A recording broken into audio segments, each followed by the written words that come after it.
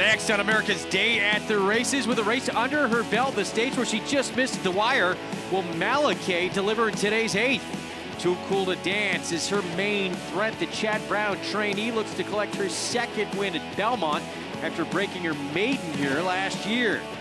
And our live coverage from historic Churchill Downs continues. A win in last year's Lexington landed my boy Jack at the Kentucky Derby. He looks for his first win since that prep victory for the Run for the Roses. Welcome to America's Day at the Races. It is presented by America's Best Racing for the love of the race. Visit americasbestracing.net today, and by Claiborne Farm. 100 years of doing the usual unusually well. Good to have you with us on a majestic Friday afternoon as we get set for a big weekend coming up here at Belmont Park. Of course, we'll have live coverage from Churchill Downs as well. We'll check in with Hall of Famer Gary Stevens out there in Louisville in just a little bit. I'm Greg Wolf, joined by 4-time Major League All-Star Paul LoDuca, New York Racing Association handicapper Andy Serling. Our feature race today, we saw Pincay in that opener. She just missed in her States debut. She was beaten by a Brad Cox filly who was making her States debut as well. She ran too good to lose that day. She did. She hung a little bit in the race. I wonder, is an extra 1/8 of a mile going to be good or bad for her? And I think that's the big question. Yeah, that is the big question. She's been working at Fair Hill, which is a training center over in Synthetic Racetrack. That's her grand motion. The trainer works a lot of his horses. Castellano sticks. I'm with Andy a tiny bit. She hung a little bit late in the lane. She made this giant move. Maybe she will improve with distance. We'll see today. She is going to be the favorite in that race. 1 1/8, that's over the inner turf. We'll get to that one in just a little bit. We have the entire late pick 4 coming up. We'll set the stage for the first leg in a moment. First, weather and track conditions presented by Piranha Fly Spray, the preferred fly spray of Belmont Park. Piranha on, pests gone. Today's races. Belmont Park, the entire late pick 4. We are fast and firm here. Races 6 through 9 ahead. And out at Churchill Downs, races 8 and 9. That 8th is where we're going to see my boy Jack back in action, fast and firm at Churchill Downs for this Friday action. A couple good races from Churchill Downs. By the way, Bob Baffert horse just got beat in the race before. So we got the late double for you there.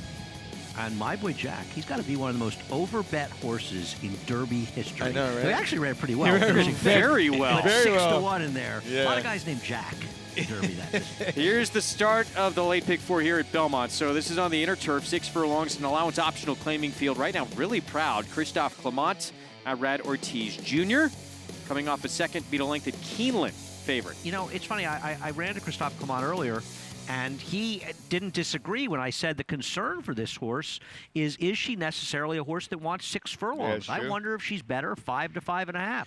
She should, though, be forwardly placed. Yeah, here's the deal. She is the most informed horse, so maybe that's why she's the favorite. But if you look at her races going 6 furlongs, they're just not as good as 5 furlongs. You can play this late pick 4 in all the races that we show you each and every day by getting signed up with NYRA Bets. Use the promo code LIVE and sign up. You'll get a $200 new member bonus when you bet $200. Here comes our post parade. We start off with Alexandra, who's been a whiz down the hill at Santa Anita, but now ships east. Yeah, I respect Neil Drysdale when he ships his horses east, and even though she's not going to get much pace in here, I still think she may prove best.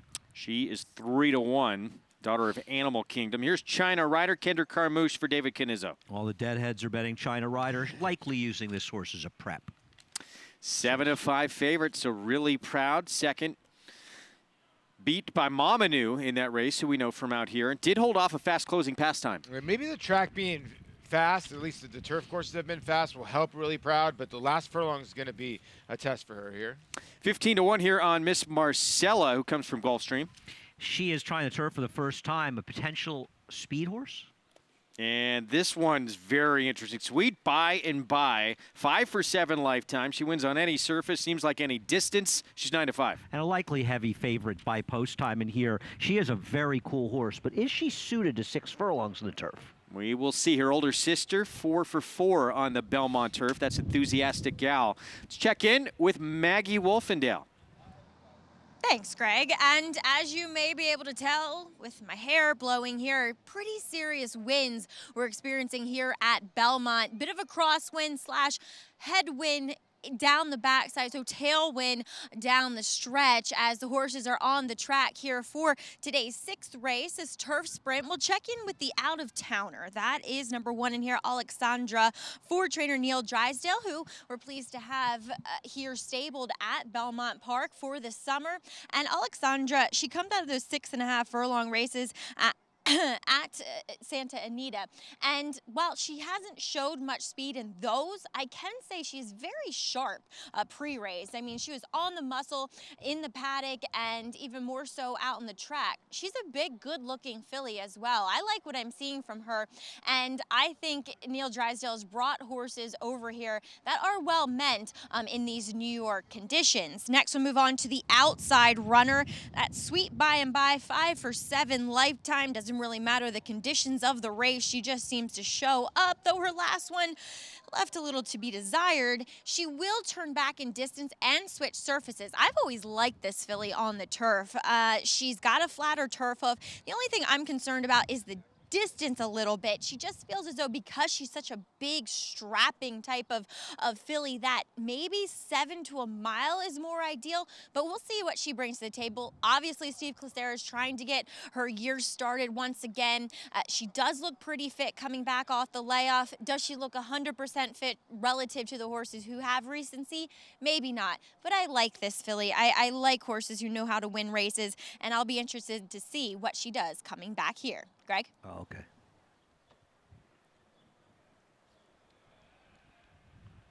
All right, Maggie, thank you for that. Yeah, very intriguing to see what Sweet By and By does here. Had a little bit of an injury, was off for a little bit. She had a knee chip out of that last race, but looks like she's come back, according to her trainer, stronger and more mature physically. And she's going to the front in this race. Jose Lozcano is riding with such confidence. We're going to check in at Churchill Downs. Saturday feature, that is called the Winning Colors. That was the first of 3 Kentucky Derbies that Hall of Fame rider Gary Stevens piloted to victory in that historic race. This 8th race, Churchill Downs. Look at the current field. Mile and a 16th, allowance optional 80 claiming race. We talked about my boy Jack, ran in the Kentucky Derby, ran 5th against Justify. He's the 8-5 favorite right now. Yeah, and he's got to bounce back off his first race this year at a 1-turn mile. Let's send it out to Gary Stevens with more from Churchill Downs. Gary. Greg, thank you. We've got a toasty day here at Churchill Downs. I'm here with the Oaks champ trainer, Tom Amoss. And Tom, you reached in and claimed this horse in his last race, Cassie's Story. What'd you see in him? 62.5, right. The number. A big number, 62,500. But I watched him race all winter in New Orleans. I really liked him. I thought there were a couple races in particular that really stood out. When we got him at Keeneland and got him to the barn, he came in and was, everything that we thought he would be. Didn't have to do a lot with him other than just train him and try to find the spot. But look, races are won through the condition book. You and I both know that. This is a very difficult race today. And I think he's a bit pace dependent in a race that there needs some pace that has to develop that I don't really see on paper. All right, well, let's shift gears a little bit and talk about the big filly, the champ, Serengeti Empress. Tell me how she's doing and what the plans immediately are with her. She's doing great. She'll breeze tomorrow morning. That'll be Saturday here at Churchill. Our plan is to run the Acorn at Belmont Day. She'll fly up there on the 5th of June. The race is on the 8th, and it's a 1-turn mile, and that can tend to invite speed into a race, and she's a horse that's been running 2 turns and using her speed. So, maybe that's a little bit of an issue, but at some point we have to see if we can, fight off the challenges early of other horses, and that's what we're going to find out. Well, Tom, we look forward to seeing her and continued good luck with her. Tough race starting out here and the 8th at Churchill Downs. Back to you, Greg. Gary, thanks. So Cassie's Story off the claim for our colleague Tom Amoss, 14-1 right now. I'm betting a few dollars. I believe in Tom. I think this horse has some back form, and I want to make a little play against the Jack horse because I think he's a little overbet at 8-5. That's a salty race. I like it. I can't believe Casino Stars. A lot of value in the board. We'll get back to that race back here at Belmont, starting off this late Big Four. So we were talking about Sweet By and By, and here she is, 8-5 co-favorite right now. Yeah, she's going to be close to even money by post time, judging by the multi-race bets. The thing is, it's tough with these turf routers to win some of these turf sprints because often they just get outrun. The thing is, she could easily be the controlling speed in this race. And if she ends up the controlling speed, I don't think the distance becomes quite as big a question. So she is a very dangerous horse. Steve Glaceris, as well as he does, his horses often need a race, though, in turf sprints off of layoffs. It's not awful, though, at 16%, but you're right. She's a big favorite. Very, very talented horse. I mean, you win 5 races, and I think what ends up happening is that she might be a better turf horse in the long run, obviously, but her dirt races are just dirt races are very good. Probably even They're faster better than turf races. So she beat a horse named Wait For It, who just ran 4th at the Pimlico Special, only beat 2 1/4. Yeah, no, she's an equitalented horse on both surfaces. Yeah, so maybe Steve's going. We can go short on the turf here, check all the boxes, and then we can just go from there. So and maybe she can even lay off this group and win. You have to get started somewhere anyway. Here's a look at Really Proud. So co-favorite, now slight second choice for Christophe Clement. And in terms of what you were saying with distance, I just feel like you don't like the 6 furlongs, huh? I think she's better going 5 furlongs, maybe 5.5. And she's always also had her share of chances and hasn't got it done in some shorter prices. Her 1/6 furlong race here, I mean, she lost to China Rider, who's one of the longest shots on the board in this race. I'm dubious about this one. The only thing I would say is, from a pace standpoint, she can be forward in a race that may not be that fast early. That's where the 7 jumps into this race, right? Because she could be a thorn in her side. Here's the 9 side, you mean? Yeah, and the 4 is a horse that breaks flat-footed a lot and doesn't get left, but it just doesn't break great. And the last couple times it's broken a little bit better, but needs to get out of the gate because needs to be involved early because there's no way the 4 is passing the 9. The 9's gonna have to pass the 4 for the 4 to win this race. The 4 has gate issues? Yeah, 2 back got left. Well, it was only a 4-horse field got left, and then 3 back was 6 out of 7. So sometimes she's okay. Yeah, sometimes she just breaks flat-footed.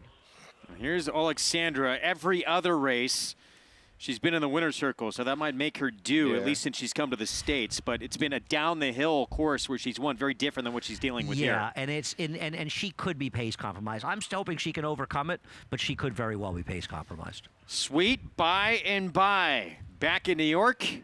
Can she win again for Steve Glaceris on the outside post from post position number 9. Jose Lezcano aboard. Let's send it upstairs to the voice of horse racing's Triple Crown for the call, Larry Collmus. And 1 left to load here is Sweet By and By. Goes into the starting gate at odds of 4 to 5, and they're all in line.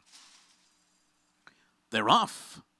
And Really Proud broke really well, and Sweet By and By is right alongside. These two out to the front together just ahead of China Rider, and on the outside, Miss Marcella. The trailer is Alexandra, and she's about 5.5 lengths behind as they head up the backstretch.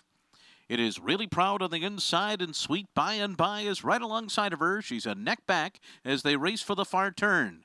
China Rider and Miss Marcella locked in battle as well, and Alexandra last of the field after a 23.15 quarter, 5 lengths from top to bottom. It is Really Proud by a neck. Sweet By and By continues to press her.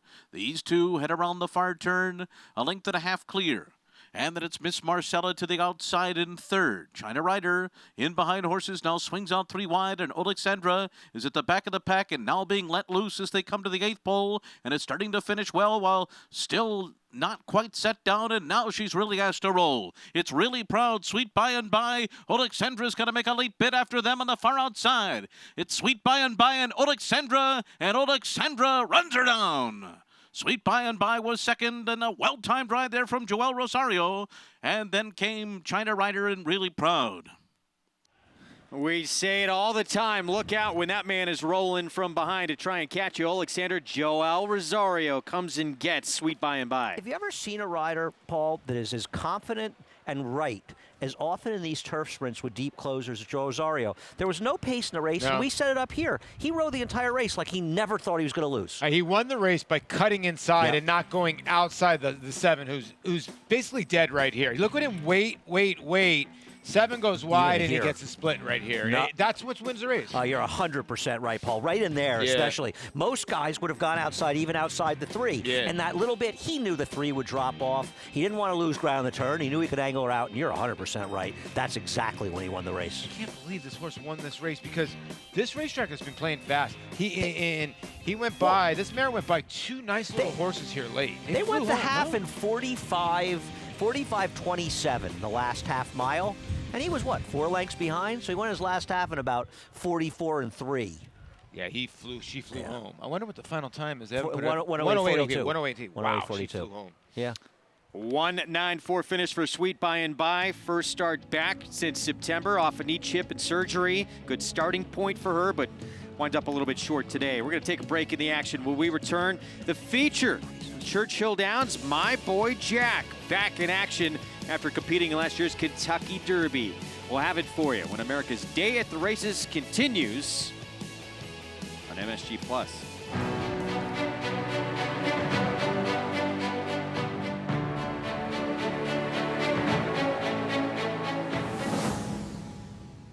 Runhappy is simply super. He polishes off an outstanding campaign with a dominant victory in the Malibu. No medication, no problem. Runhappy, standing at Claiborne Farm. Warfront, a leading sire on all surfaces and all fronts. His recent Grade 1 winners include Omaha Beach, Homesman, Fog of War, Lancaster Bomber, and European champion U.S. Navy Flag, plus graded stakes winner War of Will, and these recent group and graded winners. Sire of the highest price yearling sold in North America in 2018. This son of Danzig continues to dominate both on the track and in the sales ring. Warfront, standing at Claiborne Farm. Back on America's Day at the Races on MSG Plus, brought to you in part by champion sprinter Runhappy. Never lost in his career while sprinting and did it all while racing. Medication free. Now stands at Claiborne Farm for $25,000 out of legendary stall number 1. We take a look here at the updated odds for the 8th at Churchill Downs. Mile and a 16th. Still My Boy Jack taking all that money. You think overbet here, huh? Yeah, I think he can win. He'll probably appreciate more distance, but I thought Tom made a very good point when he was talking to Gary. There's not a ton of pace in this race, and that could work against him. I just want to know who's betting the Mexican champ, Colkin. Mexican Triple Crown winner tried the Pegasus and was not quite up to the task that day. He's just not fast enough. I mean, he's a really neat horse and a really neat story. Why are they running him in races that he just can't win? We'll see him in a moment. That's the 4-horse. We start with December 7, Tyler Bayes, Paul McGee. This one for McGee. You know, this is a horse I thought had a chance because 2 for 3 over the racetrack. Ballard High, 9-1 for Dallas Stewart. Yeah, won on a muddy track last time out and takes a jump up. Here's Colonel's Dark Temper, blinkers on. He looks like he's a little overmatched, but his best race gives him a chance, and he could have some speed.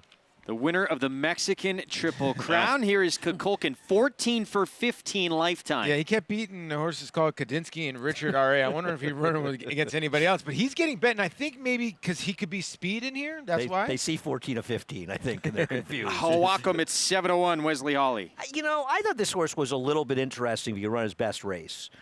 My Boy Jack, still favored here at 5-2. Winner of last year's Lexington. He's got almost 7. Well, he does. He has 730,000 in the bank, but like he's going to be dead last. So look for him late. Rocking the boat. Dale Roman sends this one out. Channing Hill. Another horse who could be forwardly placed here. We'll see though if he can run back to his better efforts. Tom Amoss off the claim with Cassie's Story, 4-time winner. I think a better beginning. Jimmy Graham is a little bit more patient than the previous jockey, so you might see him a little farther back than usual. Casino Star for Tom Van Berg. I think Paul likes this horse a little bit in here. He's certainly getting some class relief, but a rider who is not having success. Right at his 4-1 morning line, and then Rocky Tough on the outside does not appear to love Churchill. Well, they claimed this horse for 50 at Oaklawn Park. I would guess to run at Churchill, and I don't know why, because the horse sold for 6 there. But Steve Asmussen, who to question him? And that horse a while back last summer actually used to be with Tom Amoss. Let's send it out to Gary Stevens and get his thoughts here on this 8th from Churchill Downs. Gary.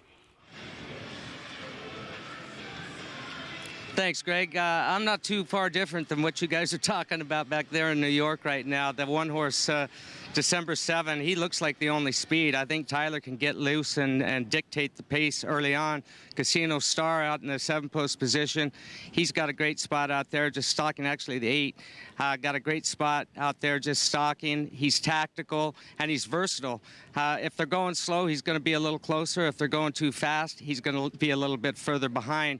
I guess my only worry with December 7 is some of his layoffs. After he's had a layoff, it's taken him a couple of races to wind up. And his form has been real spotty, but he does like it here at Churchill Downs. So those would be the 2 directions that I'm going. All right, Gary, thanks. We take a look at Andy and Paul's selections in here. Gary going with the inside, the Speedster, December 7. And, yeah, if there's somewhere to try and win off the bench, it's at his favorite racetrack. Yeah, it is. You know, I can see where Andy's going with the 8 Cassie Star. I like Casino Star. I know Morales is struggling. He had 3 seconds yesterday with some long shots, so I think he's got a chance to maybe break out. But the one, it's going to be interesting who goes the front end, because if they do create a speed duel, it includes a lot of horses in it. Listen, this is a very, very tough race. Great betting and race, I basically decided I'd take a shot here and hope that our friend Tom Amoss can improve Cassie Star a little bit off the claim. If he can, I think he has a chance to maybe outrun his odds. For the owner, by the way, who owns Serengeti Empress, Joel Politti. Yeah. So they are teaming up again here. Your Kentucky Oaks winning owner and trainer with Cassie's story. But as Tom talked about, he's a little bit concerned about there being a lack of pace to set it up for his horse. That means closers will be 1, 2, 3. I'm just wondering if Tom is stocking up so maybe he can win a race in Saratoga this summer. Wow. Serengeti Empress ran at Saratoga. She actually ran well. There was she ran some well issues in that race. Yeah. But she ran like a good 3rd, right, in the Schuylerville? Went on to, when she left the spot, turned into a superstar. His other one was pretty good, too, that won at the spot, Lone Sailor. Tom's off his game. He's got a lot of things. He's got a lot of things in his mind up in Saratoga. It's tough for him. Sorry, Andy, it's Kentucky Oaks winning trainer Tom Amoss from now on, please. Just about set. We're going to set it out to Travis Stone. Here is the 8th from Churchill Downs. Can my boy Jack from post 6 get back in the winner's circle? And they're off. Awkward start for Casino Star. December 7th for the inside draw. Colonel's Dark Temper is there, rocking the boat to the outside. Kukulkan backs off with Ballard High. Clubhouse turn. December 7 is out to set the pace. Leads by 3/4 of a length. Colonel's Dark Temper second on the outside. Rocking the boat settles nicely to be third, 2.5 lengths off the lead. Ballard High is racing in fourth. Kukulkan is fifth. A break of 2 lengths back to Cassie's Story, who moves up into sixth. Inside a Casino Star, who's now seventh. Hawakam settles eighth, 10 lengths off the lead. 4 lengths back to My Boy Jack and Rocky Tough, the last of them all. Pretty strong outfield. The opening quarters on the board in 24. And 1 for the seconds. There's 5 furlongs to go. December 7 shows the way, but it's a narrow lead as Colonel's Dark Temper is keeping the pressure up. Right there to the outside, running along in second. Rocking the boat, tucked away, third and at the rail, past a half-mile pole. Ballard High is racing in fourth, trying to get a little bit closer. Kukulkan is on the move with a 3-wide bid up from fifth and 4 wide for Casino Star in sixth. Cassie's Story right behind that first flight, seventh. And then it's Hawakam and My Boy Jack and Rocky Tough at the backs. Around the far turn, December 7's under pressure now. Colonel's Dark Temper's coming with a bid. Slicing up on 32 nurses to put a nose in front. Ballard High is there. Kukulkan on the far outside. Cassie's Story in behind. Rocking the boat, bottled up. Hawakam dives to the rail. And then it's Casino Star. Nothing yet from My Boy Jack. 1 furlong to go. Ballard High comes away with the lead. Kukulkan is rallying strongly. Here comes Kukulkan coming after that lead. 100 yards to go. Ballard High, Kukulkan is up for the lead, and it will be Kukulkan to win it by 2. Ballard High photos with Hawakam for second and third. Rocking the boat was fourth. Kukulkan, the victory, the Triple Crown winner from Mexico. Let's go back to the start. Does the 9 take a look at the 9? Does the 9 break through the gate before? He actually does. He actually popped the gate, and then the jockey tried to grab him, and that's why he leaped up at the start. We'll see if there's an inquiry, but I got to tell you something. I owe Kukulkan an apology. Yeah, He's you not do. giving me any respect. And he ran, by the way, he ran well to win this race. He made an early 4-wide move in here. I mean, you know what? Maybe he hates Gulfstream. Wow. Well, he won at Gulfstream by more than 10 With a lengths in 69 that buyer. first out effort. With a 69 buyer, and he equaled it in the Pegasus. This horse ran well. He did. He wore down the deuce here at Ballard High. Dallas Stewart, who won at 19-1 last time out, and he's in front, and then he starts motoring down. Watch the 5 Hawakam, he cuts down to the rail because he starts flying. Because at one point it looked like Tom's horse was loaded, Cassie Story. Good ride for that horse. He just sort of stopped. And wow, look at the little fist pump from Brian Hernandez, too. A little vindication of those who said, oh, he needs to go back to Mexico. Big performance. He beats a nice field here as we go back to Belmont.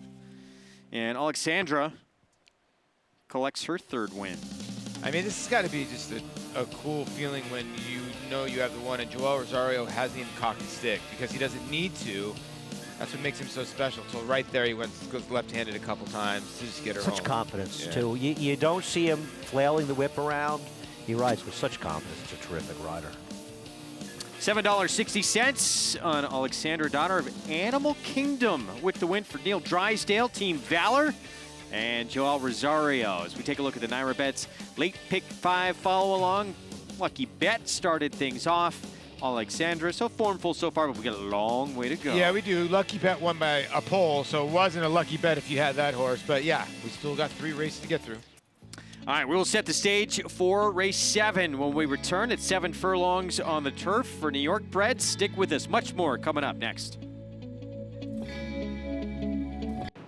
Eclipse champion Blaine was considered by many as the breakout stallion of 2018. His top runners included Grade 1 winner and Eclipse Award finalist Marley's Freedom, plus Grade 1 winner Fault and graded stakes winners Maraud, Beyond Blame, Miss Kentucky, and Blamed.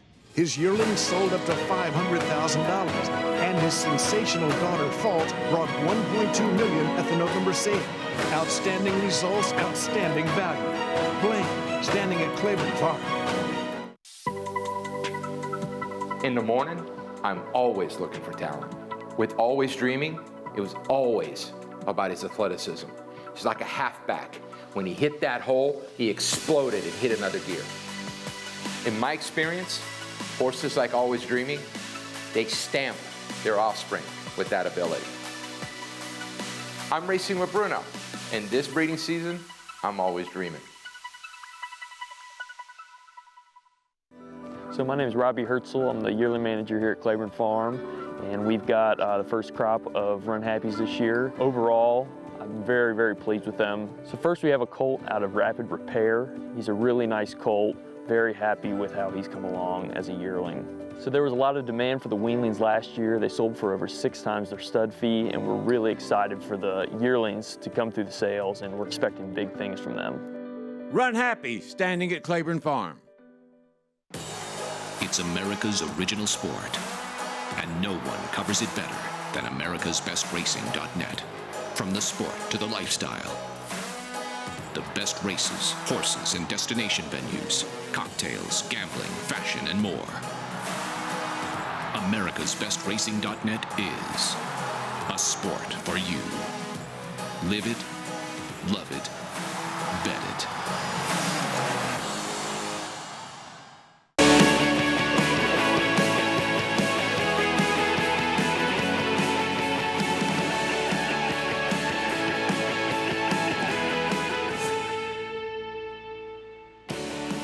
Welcome to America's Day at the Races, and those who have just joined us on Fox Sports 2. Good to have you with us on this Friday afternoon. Our show brought to you in part by America's Best Racing. For the love of the race, visit americasbestracing.net today, and by Claiborne Farm, 100 years of doing the usual unusually well.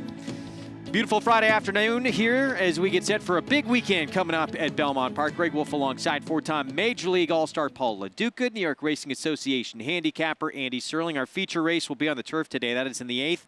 We're a race away from it, but Malachi, State's debut, if she can move forward just a little bit, it's going to be tough to beat today. If I could buy just a little bit with my horses, I would be less broke than I am today. I thought it was a big head or nose she lost by last time. I really thought she should have sealed the deal. Yeah, I can understand what you're saying. She's got a couple other fillies in there she's going to have to deal with, but she's going to be the one to beat, yeah. I agree with that. She is. Morning line favorite for Graham Motion. That'll be race 8. We're coming up to race 7 here next in just a moment, so we'll set the stage for that for you, for all our viewers that have just joined us on Fox. And here's a look at the field. Right now, Chicklet's Dream, our favorite in this spot. At 7 furlongs on the turf, rails out 18 feet. This is on the Widener turf course. New York breds in a first allowance condition in Chicklet's Dream, sent out by Chad Brown. I mean, at the end of the day, I know it gets kind of boring with some of these Chad Brown trained turf horses.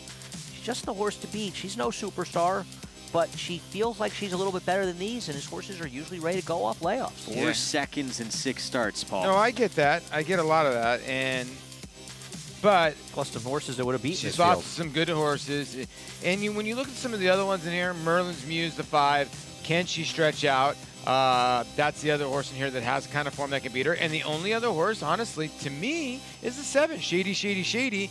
And her races are, or at least her last race, puts her right in the mix with Chicklet's Dream. But if she doesn't run that last race, Chicklet's Dream jogs in this field, let's be honest. And Into Mischief does feel like a horse. I mean, I'm sorry. Shady feels like a horse that took advantage of a very slow pace. Yeah. Back at Churchill Downs, for those just joining us on Fox Sports 2, very competitive 8th at Churchill, where my boy Jack, Lexington winner from last year, was making his return. But this is the Mexican Triple Crown winner, Kukulkan, was no match for the competition in the Pegasus World Cup Invitational, proving he is up to the task, though, here in the States of getting a win. Absolutely. I mean, I'm shocked, and his connections were right to run him against Townsworth. And this was a quality field, Paul. This was not a horse who fell into a lucky win against a weak field. No, it wasn't, because he had a grind, and he sort of made a 4-wide move. Congratulations to the connection here. Brian Hernandez is a little excited for Fausto Gutierrez, a colt by point determined out of Bernardini mare, the real Mayo. Gets the job done. Nice little pick 3 for 50 cents. We check in with our Hall of Fame jockey, Gary Stevens, with more from Louisville.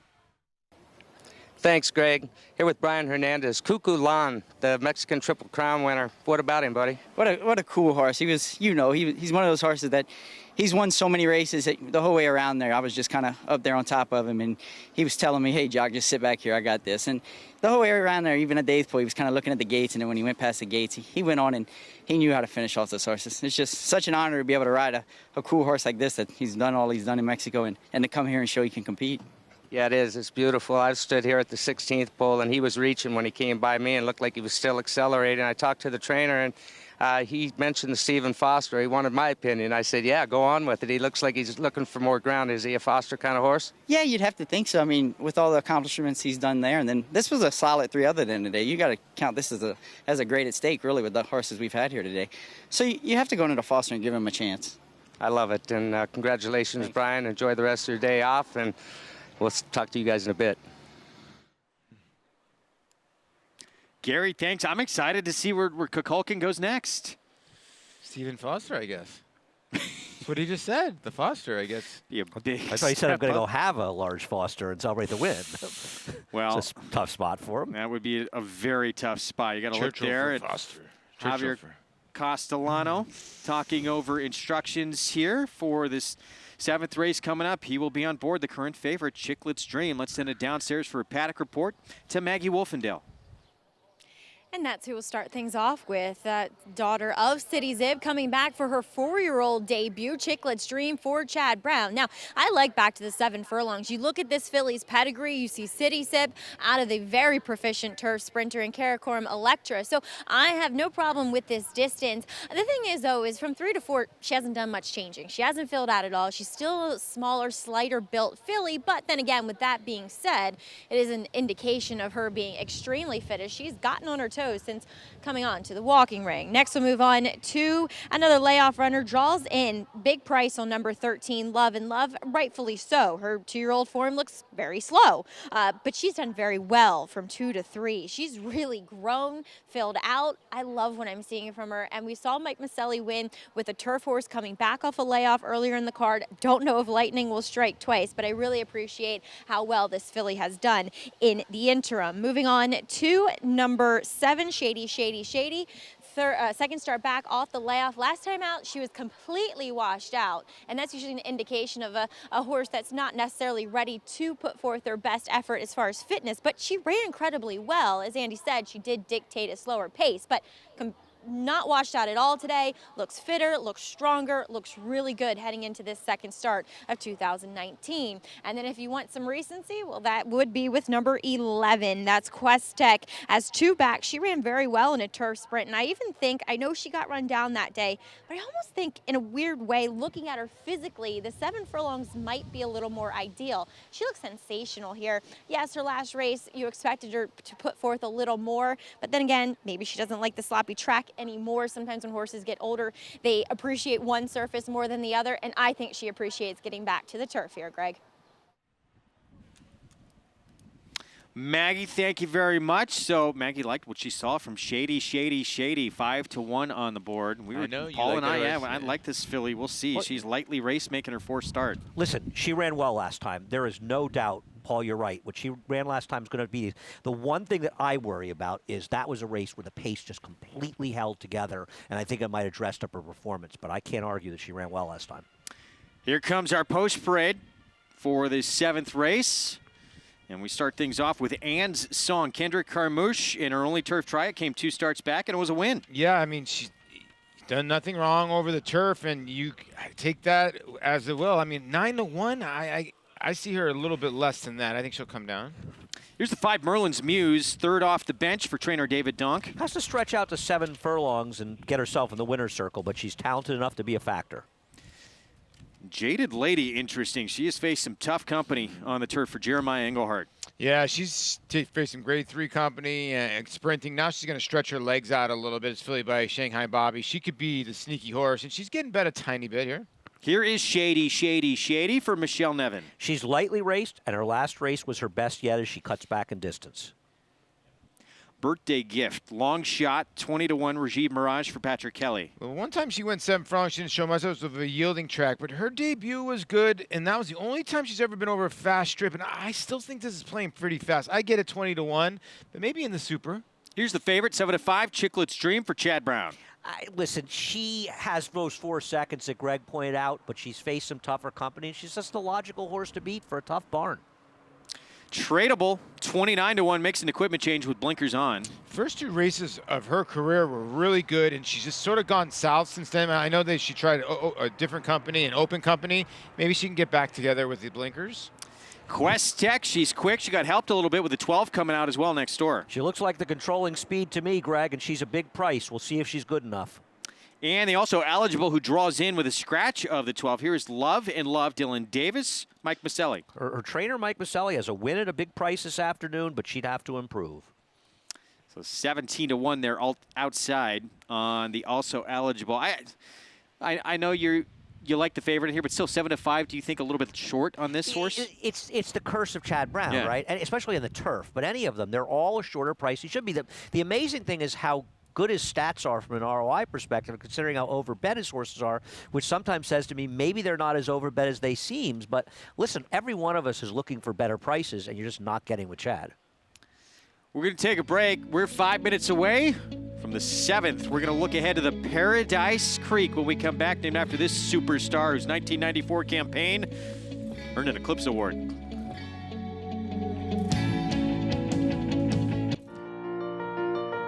Our summer cruise is here at Spruce Lane Farm, and he's been a really intelligent horse since he got on the farm.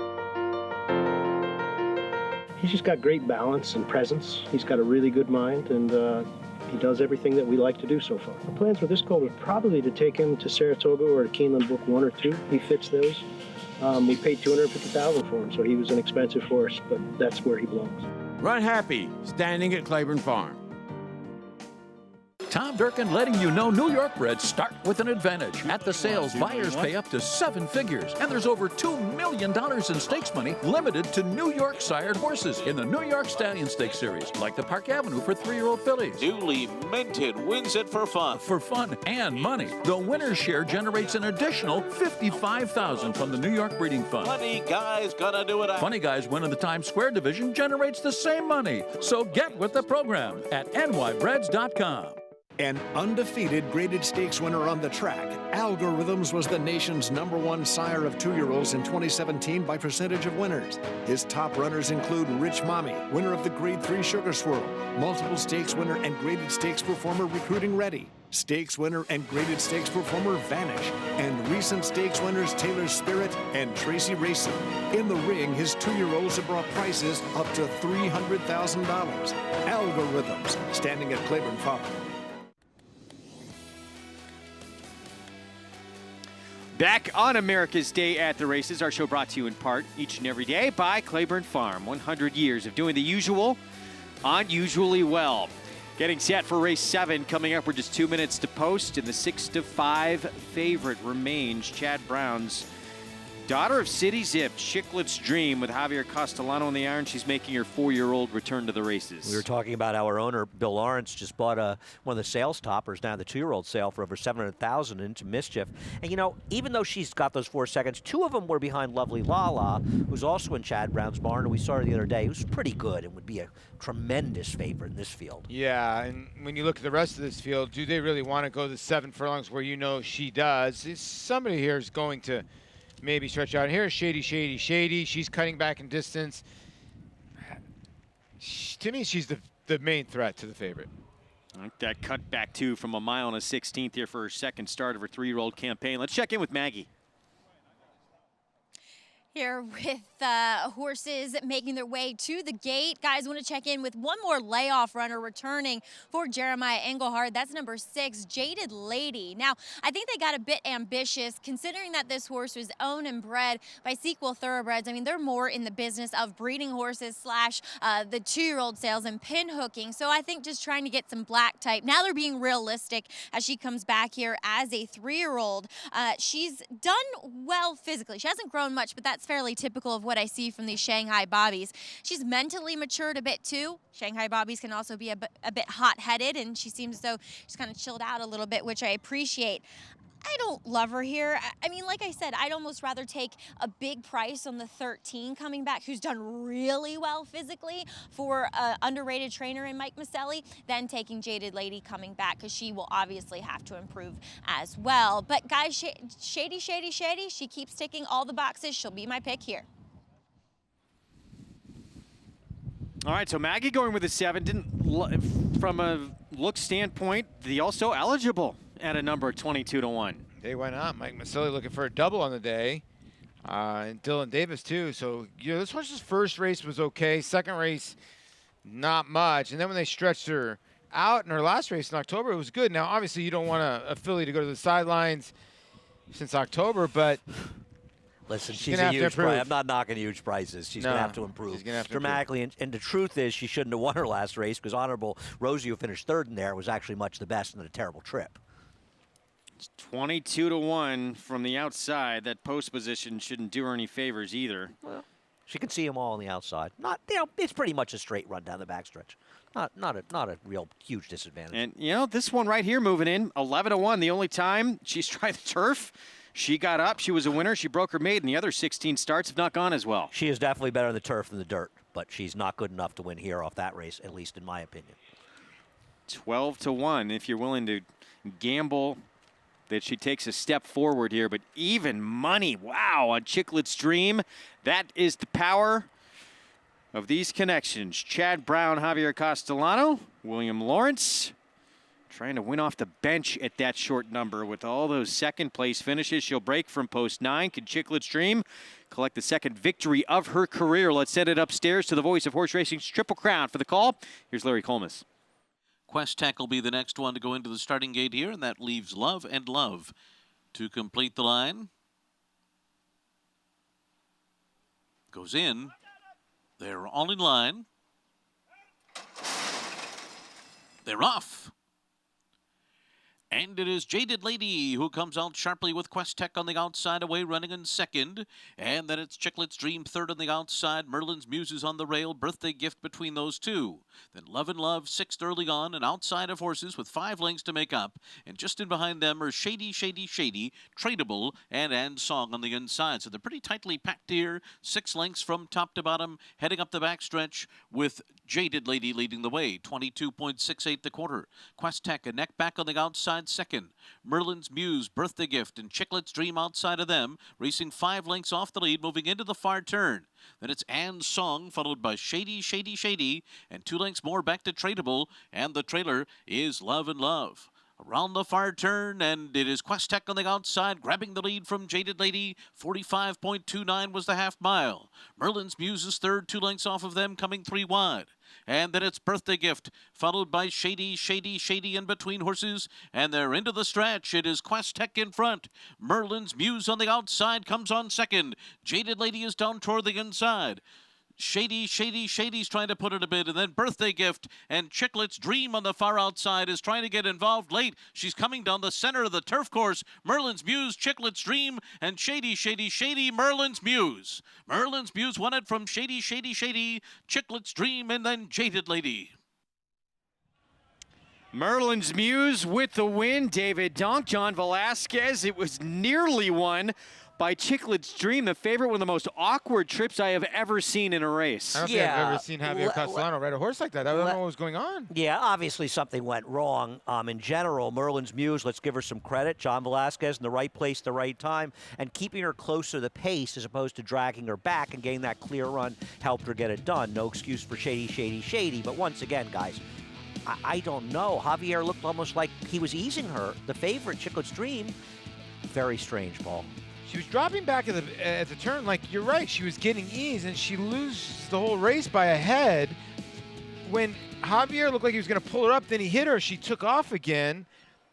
I don't need to comment on it. I don't get it. I don't get the ride. I'd love to hear from Javier, and maybe we can after this race to get his viewpoint on exactly what went on in here. This was bizarre. And it's not as though in the backstretch, if we watch it around a quarter mile in, Chicklet's Dream was between horses. Sometimes a horse between horses, or she's getting a little bit in a bad spot. She wasn't. She was outside of horses, and he was almost taking her back behind horses. We thought maybe she was eased, but it was very bizarre.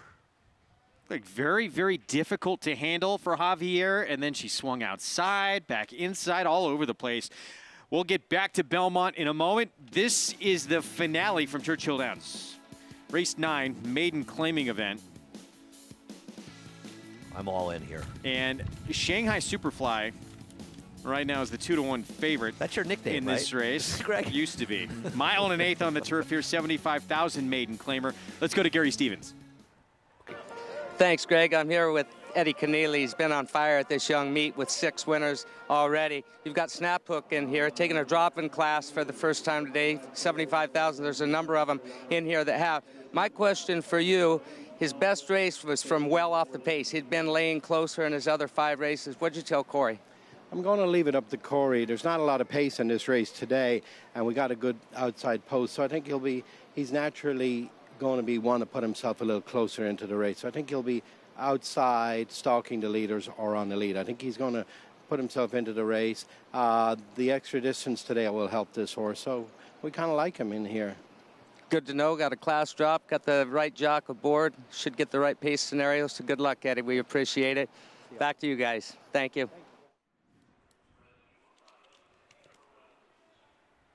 So Snap Hook for Eddie Keneally, the 8. Right now, 4-1. I'm using Snap Hook. I'm against Shanghai Superfly, who may win this race, but this is a horse that's being overbet based on dirt form, and this race is on the grass. And not saying Shanghai Superfly can't win, but I think you're supposed to look for grass players. I'm going to box 5, 7, 8. That's my play. I like Snap Hook, too. It's usually what I do off the tee anyway. Hunch play for you. Yeah. That's what Javier Castellano just did there with Chicklet's Dream. Yeah. Third off the layoff for Snap Hook. We'll get you back to Churchill Downs for their nightcap coming up. We're going to take a break in the action. Much more coming up here on this Friday edition of America's Day at the Races right after this. It's America's original sport, and no one covers it better than americasbestracing.net. From the sport to the lifestyle, the best races, horses, and destination venues, cocktails, gambling, fashion, and more. americasbestracing.net is a sport for you. Live it, love it, bet it.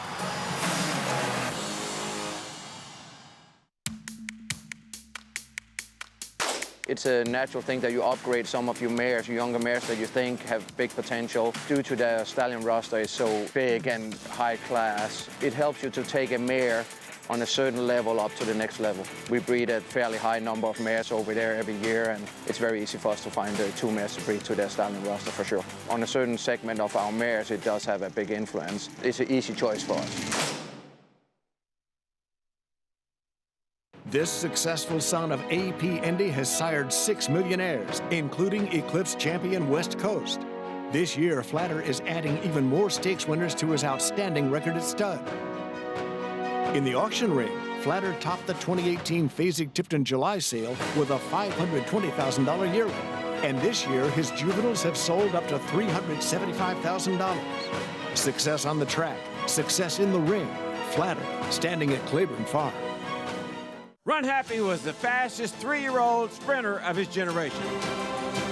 Runhappy is stamping his horses.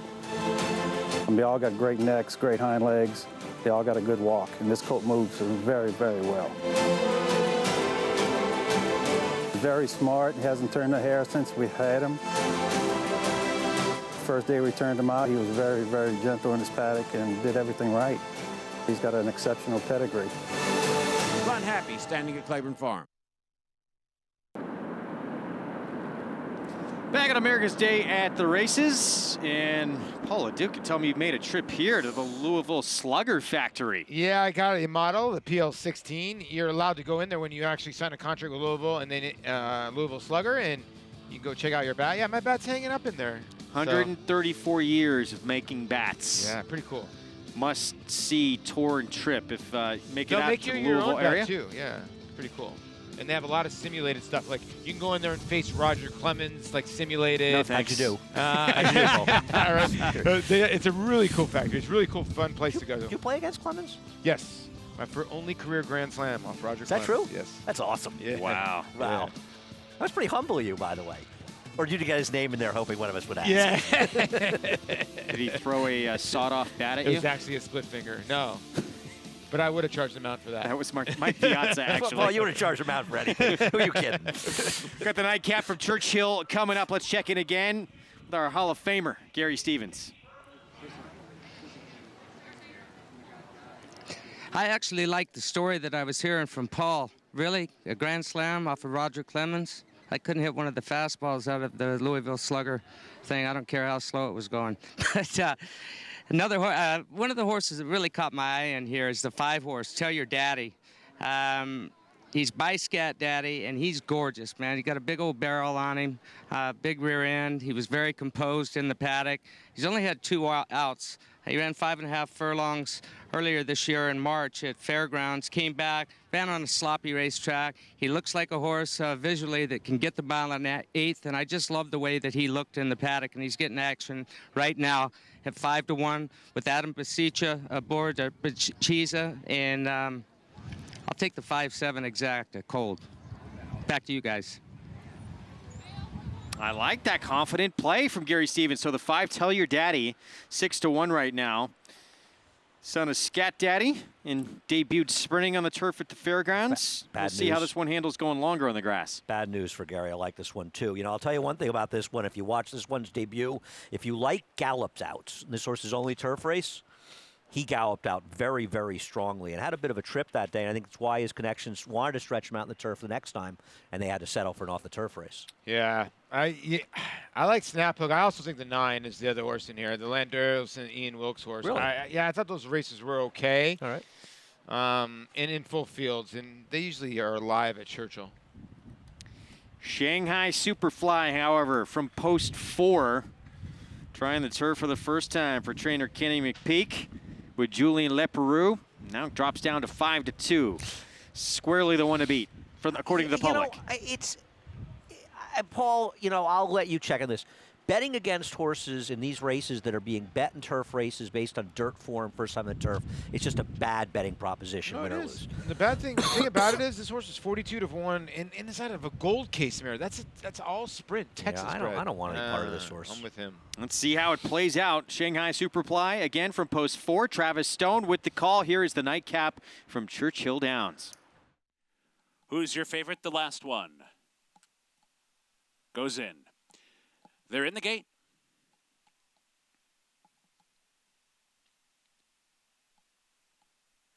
And they're off. From mid-pack, Tell Your Daddy with a good beginning, racing for the lead. Snap Hook is there. All in Stewie on the far outside. Master Distiller forward as well toward the rail. Right the Wrong comes up on through. Candazar is pulled back off the pace as they sort themselves out, galloping by us for the first time. Tell Your Daddy to go head-to-head with Snap Hook. Snap Hook on the outside with a narrow lead. Tell Your Daddy's running in second. All in Stewie on the outside is third. Right the Wrong settles in to be fourth at about 2.5 lengths off the lead. My Dream is racing in fifth. Master Distiller is sixth. Tweezer seventh. Candazar eighth by another 3. And then it's Shanghai Superfly at the back with Who's Your Favorite, who's 10 lengths or so behind. The opening quarter 24-1 on to the backstretch. Tell Your Daddy showing the way, leading by a neck. Snap Hook prompts on the outside second. They go 1, 2, 4.5 furlongs out. A margin of 3 back to All in Stewie, waiting back while third. My Dream inching forward from fourth and on the outside. Right the Wrong tails off just a bit back to be fifth. Candazar's on the move from sixth. Tweezer picking it up in seventh. Master Distiller covered up inside eighth. Shanghai Superfly and Who's Your Favorite at the back. The half posted on the board in a swift 44 and 2 seconds. Questionable time there is around the far turn. Tell Your Daddy going head-to-head with Snap Hook. Snap Hook on the outside. Tell Your Daddy at the rail, racing for the top of the stretch together. My Dream is winding up from third. All in Stewie tucked away fourth and on the inside. Top of the stretch now. Snap Hook coming after Tell Your Daddy. Tell Your Daddy and Snap Hook. They've been battling since the get-go, and they're by the 8th pole together. And now Snap Hook puts a nose in front. Now it's a length in front. Tell Your Daddy's back into second. Candazar finishing fast on the outside, a lot of ground to make up. Snap Hook to catch. Snap Hook kicks away late and wins. Snap Hook by 2.5. Tell Your Daddy was second. Candazar was third. Tweezer rallied for fourth, and then it was either Shanghai Superfly or All in Stewie. Snap Hook, Eddie Keneally, Corey Lannery get it done in the nightcap at Churchill Downs. Speed ran one around the racetrack together in this race, and my favorite part was Travis making note that maybe that 44 and change half mile was a tad fast. Yeah, it was contested, though. You got to give the 8 credit because I know the 5 hangs around here, but was able to just sort of edge away from the 5. And these 2 fillies, or 2 Colts and Geldings, just went on with it here. And the 3 and the 1 start rolling like Tweezer. The 1 was rolling on the inside, well, but no doubt about the win. It was that 44 half that probably did it. You know, and once again, not to gloat about it, you probably got better value, should have, because they were overbetting the 4 Shanghai Superfly. Yeah. Back to Belmont Park and into the winner's circle in race 7, Merlin's Muse. John Velasquez for David Dunk. That's been a formidable combo over the years. Yeah, it has been. A filly by Kate Blanco at a Daniel Dancer mare. Velasquez, Donk, now 2 for 10 lifetime. This horse is going to play a lot bigger in your picks too. $50 little pick 3. Probably a lot of singles on the favorite. Yeah. Unlucky if you had this 9 Chiclet Yes, Stream. Let's head downstairs to Maggie for more on race 7.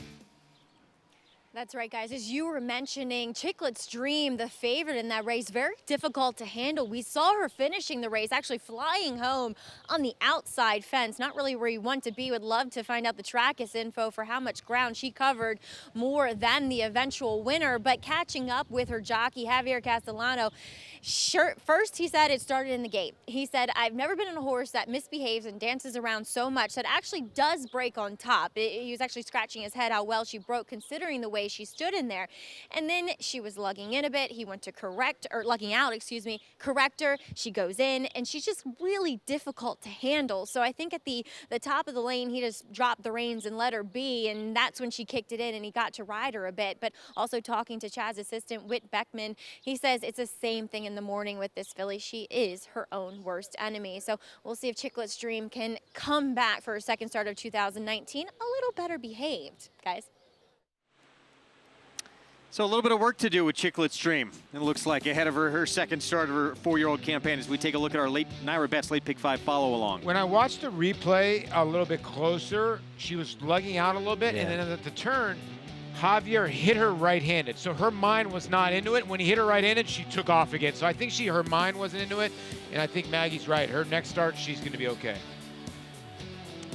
So a little bit of an upset in the sequence here. We still got 2 legs to come, but we have an even money favorite right now. Horse we've been talking about all show long leading up to our feature. That is Malachi for Graham Motion, making her second start here in the States. The one to beat, I get it. And, you know, when you go back and you look at that replay, you can read it 2 ways. Was it a great swinging 4-wide move? Yes, it was. But then she sort of stopped when she got to the leader's flank, and you're wondering, did she hang a little bit or not? We'll see what happens today. She's got to beat the 6 in here. That's the other filly, Too Cool to Dance, because she might be on a lonely, nice little cozy lead. All right, we'll talk more about this field coming up after a short timeout. You're watching America's Day at the Races. Malachi, can she break through for Graham Motion? We'll talk more about it next.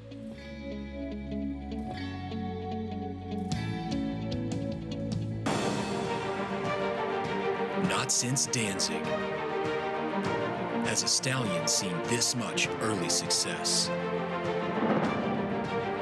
He's not just setting records, he's making history.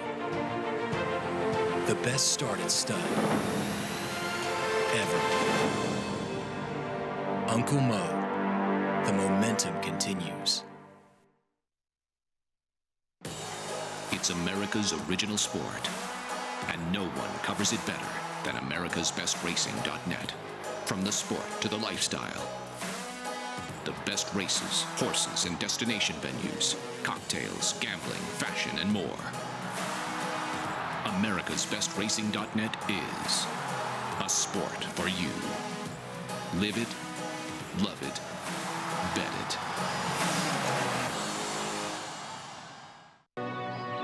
This is a colt by Runhappy out of Addison Run. We bred here at Moffra Hall.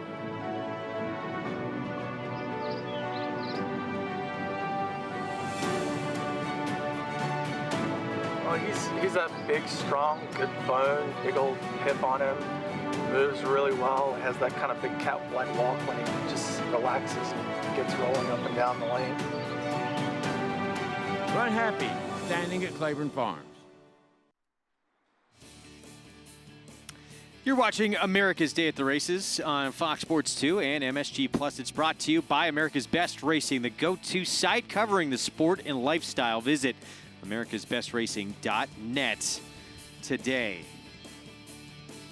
You can get involved by playing the races without risking any of your own money and seeing how your handicap skills stack up against everyone else. You're playing for real prizes as well, like NYRA Bets points. Go to NYRA.com/showdown. Get involved. It's each and every day on the show, and we'll update you at the end of the show and let you know where you stand. So good luck to everybody. Again, go to NYRA.com/showdown to get involved. 12 minutes away from the start of our feature race here coming up at Belmont Park. Let's head downstairs for a paddock report and check in with Maggie Wolfendale. Nope. Okay.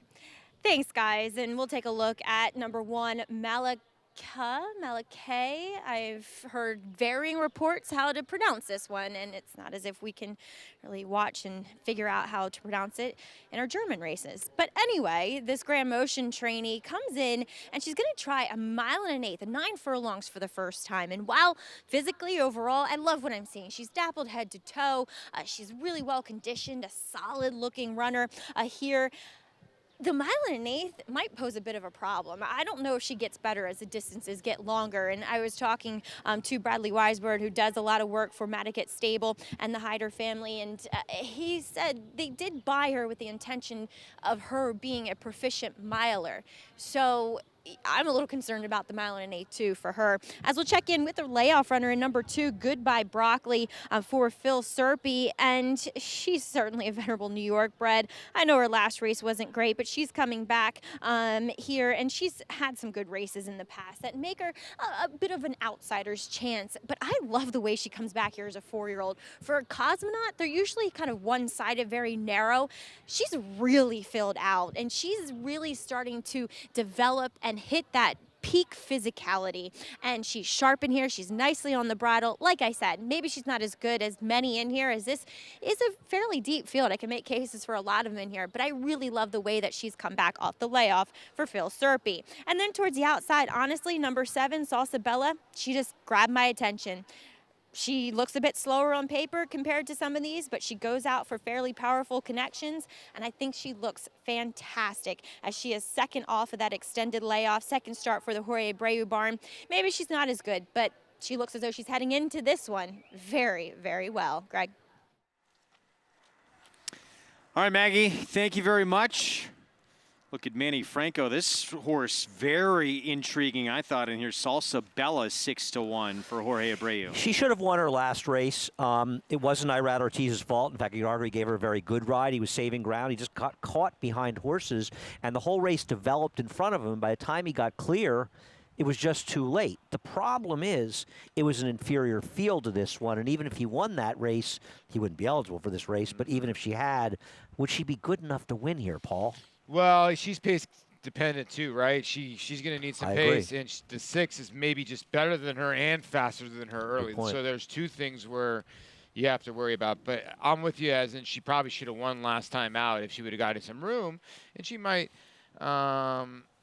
You can't say improve in Abreu barn considering she left Chad, even though they come from the same school. Obviously learned from Chad, but I think she's okay. I just don't know if she's good enough to beat this short of a field.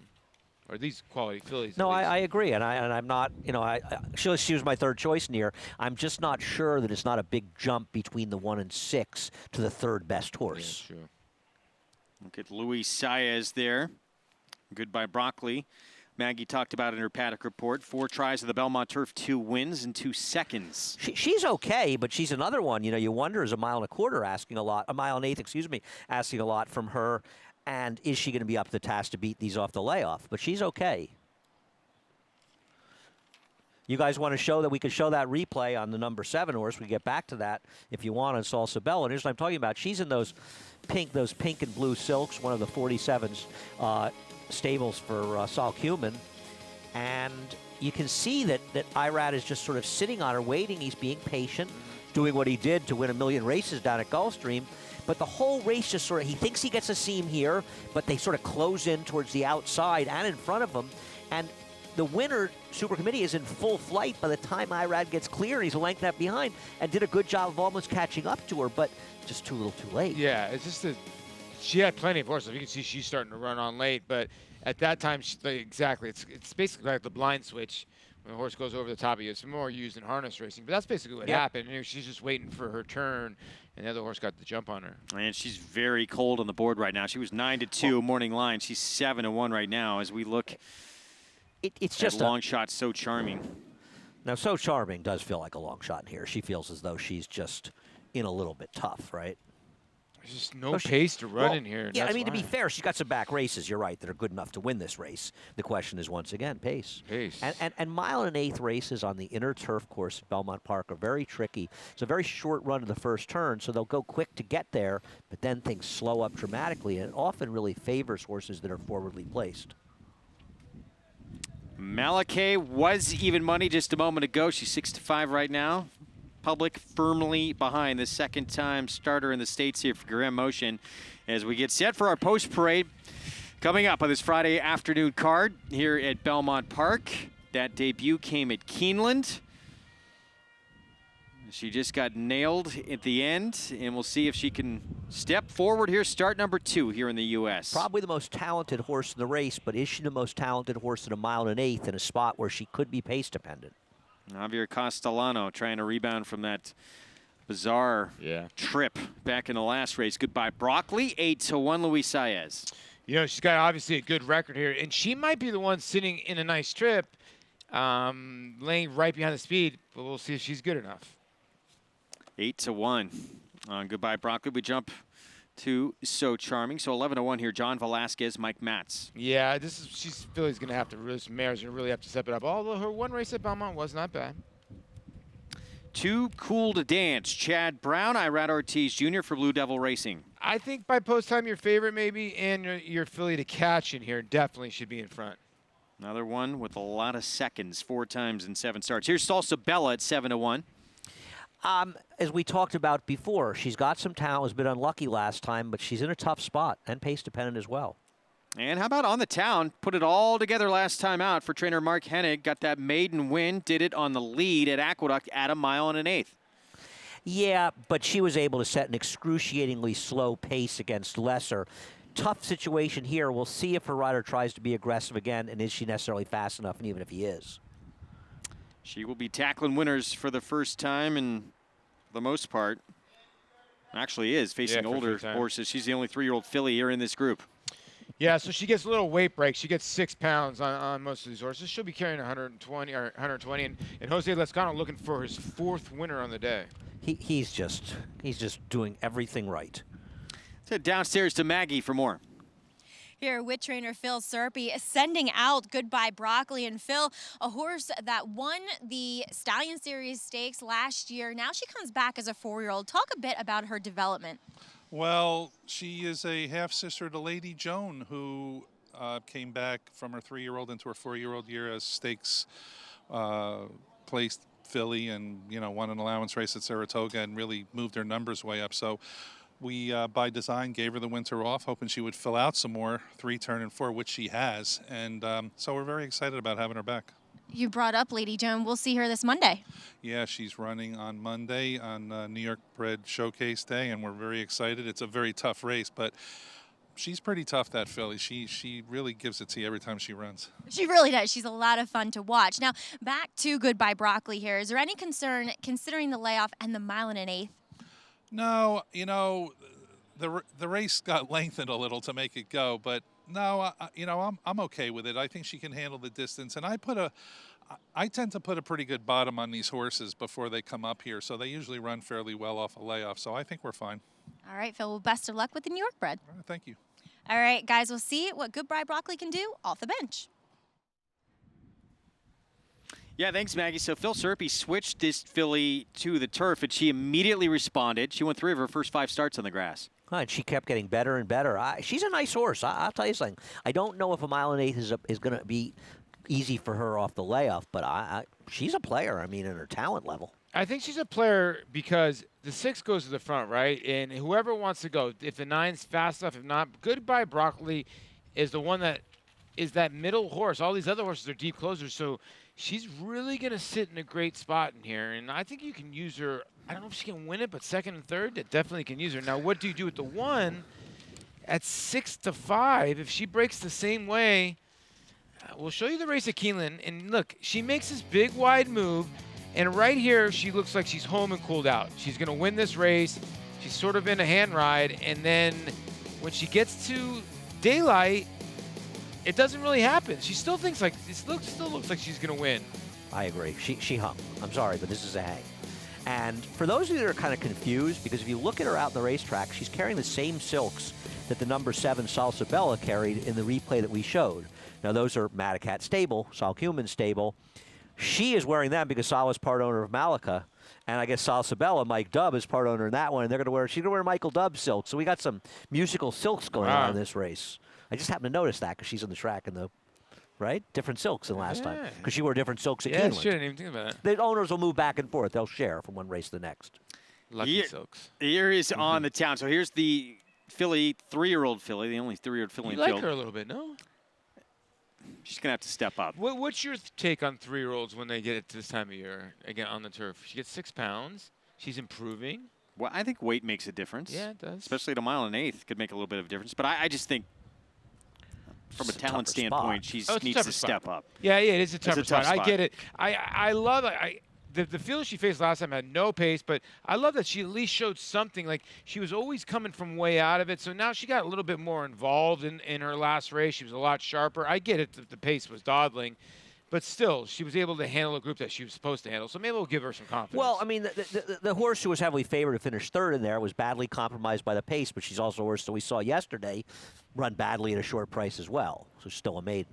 And if she can't get that kind of cozy pace, is she the same? Can she finish like she did that day? That's the big question. She's faced big fields. And it's a tougher field. Yeah, it's a tougher field, yeah. And she's faced some big fields, so I wouldn't dismiss her at 8 to 1 to hit the board. The 2 and the 8, 2 and the 9 to me are 2 intriguing horses that can run 2nd and 3rd here. I'm really surprised the 1 is even money compared to the 6 here. I really am. The gaudy buyer speed figure last time is going to make this horse a big favorite. And the truth of the 6, Too Cool to Dance, so I did pick on top because I think she may well have a pace advantage in this race. She's 1 for 7 with 4 seconds, and she's been some short prices, and she's a Chad Brown horse who's had a lot of chances to get it done. But she made her best chance today because she's supposed to be in the lead. She has to be in the lead. Has to be, right? She's 5 lengths faster in this field naturally. Yeah, I agree. I mean, this is. And the other thing about her is she's shown she can't win rating. So go to the front with her, try something new. It's not like you're changing tactics on a winning type horse. And last time she does come out of a race where a long shot, the pace totally held together. And when she lost at 1 mile and 1/8, she didn't crawl home. She came home. The other horse just out-finished her. They came home together. She's burned up some money last couple of starts as a favorite. Malakay, 4-5 now from the inside post. She break through here for Graham Motion in her second States start. And we're about to find out. Let's head upstairs. Larry Collmus with the call. Race 8 from Belmont here on America's Day at the Races on Fox Sports 2 and MSG+. Last one to come up here is On the Town, taking position in the outside stall. And they're all in line.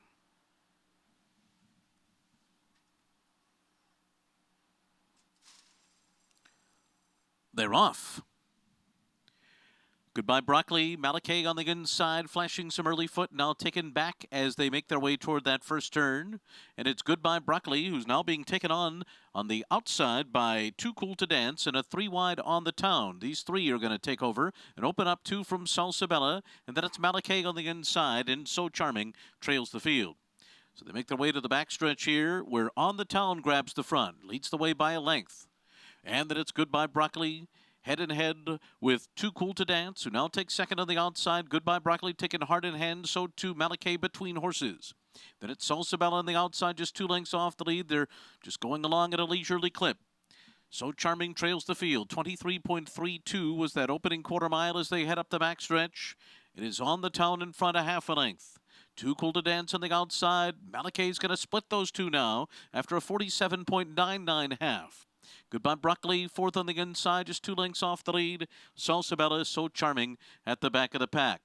5 lengths separates the field as On the Town leads the way to Malakay by a half a length, moving into the far turn. Then Too Cool to Dance on the outside, 3rd. They're being followed by Goodbye Broccoli, who's 4th and down on the inside, just 2 lengths off the lead. Midway on the far turn, Salsabella next, and So Charming. 3/4 in 111.74.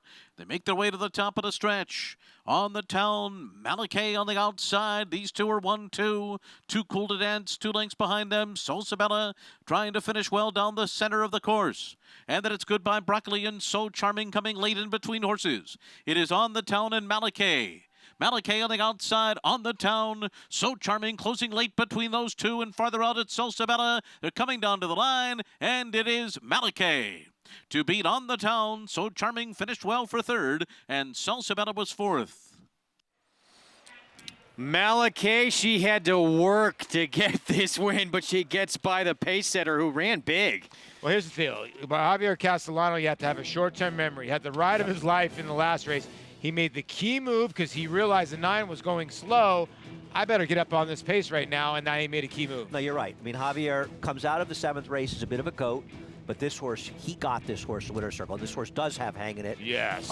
And the fact that he put her in the race early, because the idea that she was in front of the 6 Too Cool to Dance halfway through the race is ludicrous. Now, Too Cool to Dance didn't run well, but why she wasn't in the front, I don't know. No, I don't either. And something went amiss because she went back. You got to give the 3-year-old filly who you liked a little bit.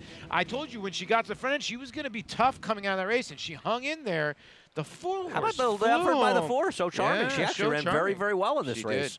She did. Because they weren't flying up front, and you look at the final time. This she ran at the end. Yeah, she did. But let's give Javier a little love. No, this was a good ride. You know, he may have blown it a little bit in the 7th, but he came back and redeemed himself. Yeah. Well, that was a difficult filly to ride as yeah, well. Exactly. Yeah, I know. You know, and appearances sometimes are deceiving. But I think to a general public, you know, you look at that and go, this Javier Castellano, he doesn't know what he's doing. Well, he definitely got this horse to It's Winner's just Circle. one of those things where Javier was more upset of himself because he knows that, hey, I can handle it here and there. You know what I'm saying? So him to come back and win this race. And here's Snap Hook in the Winner's Circle, going in the Winner's Circle, and gets 760. This one for Eddie Keneally and Corey Lanner, who gave this horse a good ride. Good call by Gary Stevens, who gave you Tell Your Daddy. So hopefully you had that exact there.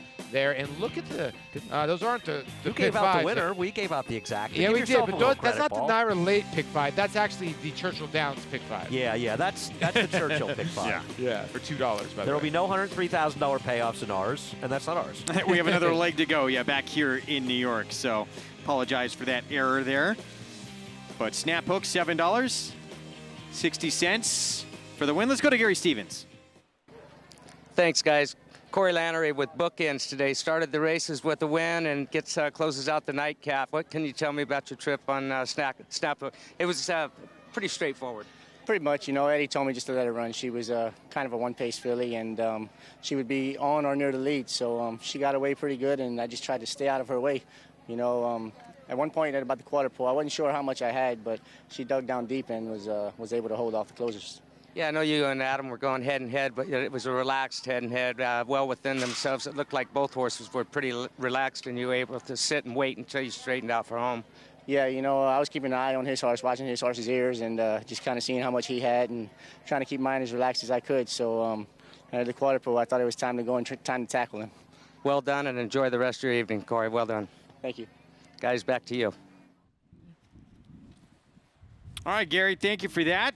Well done. As the Churchill card comes to a close, we just had them for the first time on our program the other day. We're going to have them all meet long for the spring. We look forward to it as we head back here to Belmont and had to work and work and work. But second time in the States here, Malachi gets it done. Yeah, good job by Javier Castellano and Graham Motion. This is a filly by Harbor Watch out of the Desert Sun mare. Will get the job done. The 9 was hanging in there as much as she could, and I think she's got a nice little future. Good job by Mark Hennig. Well, and it shows you, the difference between Jose Lozcano and other riders. He had a plan. He said, I'm going to the front, and if I have whatever I have to do, I'm going to the front, and it paid off for him. You don't think it was the Sol Cumin Silks, the switch that maybe got right? the wire Maybe first. it was. Now, I'm sure Sol's taking credit, but I don't know if that's what Well, I actually guarantee happened. you she's going to be wearing those silks again next time she runs. I guarantee that Sol will be making a case that she should wear them. Well, I tell you this way, she paid 15 cents more than the Grand Slam. So hopefully you had her to win, although that was a $2 wager, $3.80. So charming, ran well. The daughter of English Channel. And you know what? I know she's 1 for 12. Her best 2 races are here at Belmont. So you got to keep an eye on horses like her because she likes it here. Yeah, good call. So 194 in our feature race. We still have another one to come here. And it's going to be a New York bred $40,000 maiden claiming event at 7 furlongs. As we'll take a look here at the NYRA Bets Late Pick 5 follow along. We had Merlin's Muse spring a bit of an upset. See what happens in the last. I think a lot of people believe maybe a 2-horse race. We'll talk more about it in a moment. Let's go downstairs to Maggie. Well, if you're wondering where Malachi came from, well, from this guy right here, Bradley Weisberg, bloodstock agent, a lot of work for Sol Cumin. And Bradley, you picked this filly out from Germany, of all places. How'd you find her? Yeah, my partner in Europe, Nick DeWatchergan, recommended her. And look, she's got some German form. Obviously, we had a Raving Beauty here last year, won the Just the Game, just a couple more weeks, next edition. Interesting race today. I didn't know if she wanted to go that far. We thought she was a miler. She's a little bit short-coupled, but Javier gave her an interesting trip. I got to go back and watch it. It looked like she moved a little early down the backside, and I was a little worried she'd get a little leg weary, but he got her up to win. He said distance is not a problem. We'll see down the road, but I want to say congrats to the owners, Scott Hyder, Sol Cumin, Mike Kisber. They put up the money, so they deserve all the credit. That they do, and you do a lot of work in putting these partnerships together as well. Can I talk about that? Yeah, no, look, we believe it's a better way to play the game. I mean, a lot of people want to win horse races, but it's very expensive, not only to train them, but to buy them. So our partners are very like-minded. They don't mind taking a quarter, a third, or half a horse, and that way you can buy more horses and hopefully win more races. So you need a lot of bullets in this game, and you got to keep firing. I like that motto. And Bradley, where do you fire the next bullet here with Malachi? Look, she just won her 1X. I think we'll go to the next allowance condition. She is a graded stakes horse, but she might need a little seasoning. Also, we got to determine what distance she's best at. She ran a mile first time at Keeneland, mile and 8 today. We got to figure that out, and we'll talk to Graham Motion. He'll figure it out for us. One of the best in the game to call the shots as well. Bradley, congratulations. Thank you. Thanks, Maggie. And Bradley's hair is staying put a lot better than mine, guys. Yeah, we got a good little wind blowing here this afternoon, so it looks like a bright future ahead for Malachi. And Maggie's right. I mean, one of the top conditioners in the game in Graham Motion. Yeah, that's true. Here's the thing. She's Group 3 and Group 2 placed over in Germany, so she already worth the money when she got her. They got her. Let me ask you a question, Paul. Would you be betting on or against her in her next start? Against her, with every penny. Yeah, she was all out to try and get by a horse coming off a maiden win who had pretty easy fractions up front. After watching her run, there's no way she wants to go past a mile. I agree. She'll be less distance next time. I was going to say the same thing. One race to go out here at Belmont on this Friday card, and we're going to close it out again with a New York bred $40,000 maiden claiming event. Wow, Alvernia. What? Taking all the play right now. Chris Dioro, we expect to take plenty of play, along with Pretty Spectacular, the 4. I'm live to 1-4 in here. I do not like Chris Doro at all. I'm not a big Chris Doro fan. I think Pretty Spectacular. 5-1. She looks like she's way the horse to beat in this race. Yeah, these odds were going to change. This is not the best group of horses in here. I mean, I'm gonna go over this for you. The 3 last time was 62-1.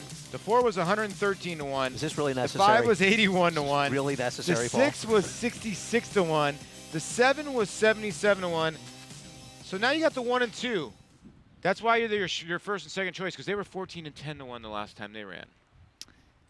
Not a pretty field. Is that what you're saying? Simple math. We're going to take a break. Sideline for the Breeders' Cup. Fog of War put his undefeated record on the line in his 3-year-old return Saturday. We'll preview the Paradise Creek when we come back. It's America's original sport, and no one covers it better than americasbestracing.net. From the sport to the lifestyle, the best races, horses, and destination venues, cocktails, gambling, fashion, and more. americasbestracing.net is a sport for you. Live it, love it, bet it. Mastery retired undefeated, winning his 4 starts by a combined 20 lengths. A 6-figure September sale purchase, he won impressively in his 2-year-old debut at Santa Anita. From there, he captured the Grade 3 Bob Hope Stakes and completed his juvenile campaign with a dominant performance in the Grade 1 Los Alamitos Futurity. At 3, the top-rated son of Candy Ride sizzled in the San Felipe. Now his much-anticipated first crop arrives in 2019. Mastery, standing at Claiborne Farm. Whether you have Derby dreams or Midsummer Derby dreams, this is Tom Durkin to tell you a registered New York bred can take you there. Diversify! That New York bred Exact and the Whitney by multimillionaires Diversify and Mind Your Biscuits shows the kind of quality that allowed New York breds to earn more than $93 million on the world stage last year. On-track successes have spurred New York bred sales result. At the March OBS sale, Chestertown sold for $2 million. And this New York bred 2018 yearling brought $1 million at Saratoga. So get with the program at nybreds.com. So my name is Robbie Herzl. I'm the yearling manager here at Claiborne Farm, and we've got the first crop of Runhappies this year. Overall, I'm very, very pleased with them. So we have a colt out of Queen of America. He's really nice, looks just like his dad. Very pleased with how he's coming along. So there was a lot of demand for the weanlings last year. They sold for over 6 times their stud fee, and we're really excited for the yearlings to come through the sales, and we're expecting big things from them. Runhappy, standing at Claiborne Farm. This is America's Day at the Races on Fox Sports 2 and MSG Plus. Good to have you with us. It's brought to you in part by Claiborne Farm. 100 years of doing the usual, unusually well. And, of course, Runhappy, the champion sprinter. Never lost in his career while sprinting. Standing at stud at Claiborne at a legendary stall number 1, $25,000. Race medication free, too. Yes, he did. We're going to see his offspring on the track next year in 2020. That's going to be fun. And we've got a cross-country Pick 5 coming up tomorrow on Saturday. It begins at 4:31 Eastern. It includes Monmouth and Belmont. It begins with the Salvatore Mile Grade 3 from Monmouth in race 9. Includes the 10th and 11th from Jersey. And then races 9 and 10 at Belmont, including that Paradise Creek feature on Saturday afternoon, which includes the return of Fog of War, who did not make it to the Breeders' Cup. Shin injury forced him to the sidelines. Resumed training in February, but he has been on the work tab steadily ever since March. Yeah, when you look at the last race that he ran, he won the summer, and look who was in second place for that race. Ah, yeah, our Preakness champion, War of Will, who started out his carear on the turf, and then history was made when they moved to dirt. Yeah, because the Sadler's Wells on the bottom side. But here's the race right here. War of Will, actually 10-1 your Preakness winner at this stage in his career. And Fog of War, Andy, was good on this day. What do you make of? You think this is the time that you can maybe beat him tomorrow? You know, I don't want to knock Fog of War, because he's obviously a very talented Yeah. horse, and he beat good horses in this race. Got a very good ride, but he showed some versatility. I just feel like it's going to be a very, very short price in this race, and I'm not sure he has to win this race. We'll see. I mean, obviously I respect him, but he's 8-5 morning line. These Chad Brown horses like this, they go a 4-5 more than 8-5. Target for him this year, the Secretariat at Arlington's been shortened to a mile, so that might be what he's looking at for Fog of War. As we take a look at Mucho, he was the hype horse as a 2-year-old for Belmont last summer at Saratoga. He's going to try that turf for the first time. He's got pedigree to handle. He's a half to a couple of decent turf winners, width and length. And you could argue, too, so I should say, Belmont's sort of giving up on him. He's saying, you know what, let's try him on the turf. He's not as good in the dirt anymore. Or maybe he's thinking, we've kind of exhausted. He's not going to beat the top dirt horses, and turf is the surface he was always meant for. I'm taking a shot that he beats Fog of War tomorrow. He's got the pedigree. Blames have been good, and he's got tactical speed. I think you're going to know very, very early in the race whether he's into this turf or not. There is not much pace in the race. Mucho could be very well in front of this field early. And we have uncapped in this race as well for Brendan Walsh in his last couple of, here goes all my notes, the last couple of starts sprinting on the turf. You don't need him. We got he looked very good last time out in a 5-furlong effort at Churchill Downs. Well, if you think that he was closing at 5 and therefore he'll love 7, you should love him in the Not end. always the I'll tell you, case, is it? He was running at the end, but they were going pretty fast early. But you know what? He's okay. And don't forget, Bulletin, the Breeders' Cup juvenile turf winner, was fourth in this race, number 1. So good field. He keeps outrunning his odds. 94-1. He ran a darn good 5th at Keeneland, and then last time at 20-1, he was pretty good second there. So he's the kind of horse that always over-tries a little bit. So give him a little bit of a look. Yeah, the race we showed you right there when he was closing fast, 20-1. What's going on around here? In that spot. Our show's. You have any notes you want to read? No. I need all that. Please, Greg is going to have to leave. Don't make it worse. Sorry. Don't make it worse. We're going to take a break. We'll be back. We're going to regroup here. See if we can run down all my papers that flew away. 16 minutes away from the nightcap coming up. We'll have a paddock report. And we're going to hear about Dylan Davis, the young man who's going to be up in the nightcap when we come back.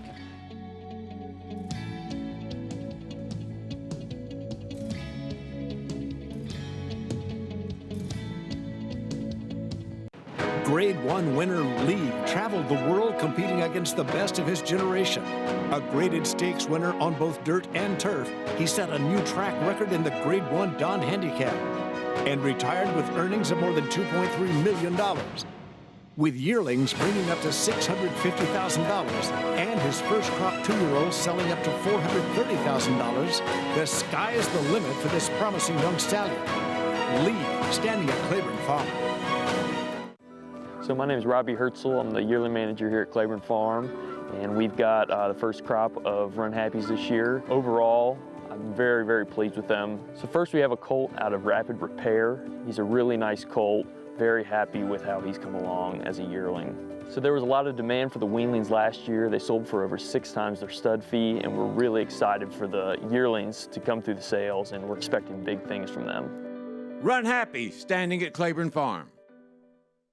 Warfront, a leading sire on all surfaces and all fronts. His recent Grade 1 winners include Omaha Beach, Homesman, Fog of War, Lancaster Bomber, and European champion U.S. Navy flag, plus graded stakes winner War of Will, and these recent group and graded winners. Sire of the highest price yearling sold in North America in 2018, this son of Danzig continues to dominate both on the track and in the sales ring. Warfront, standing at Claiborne Farm.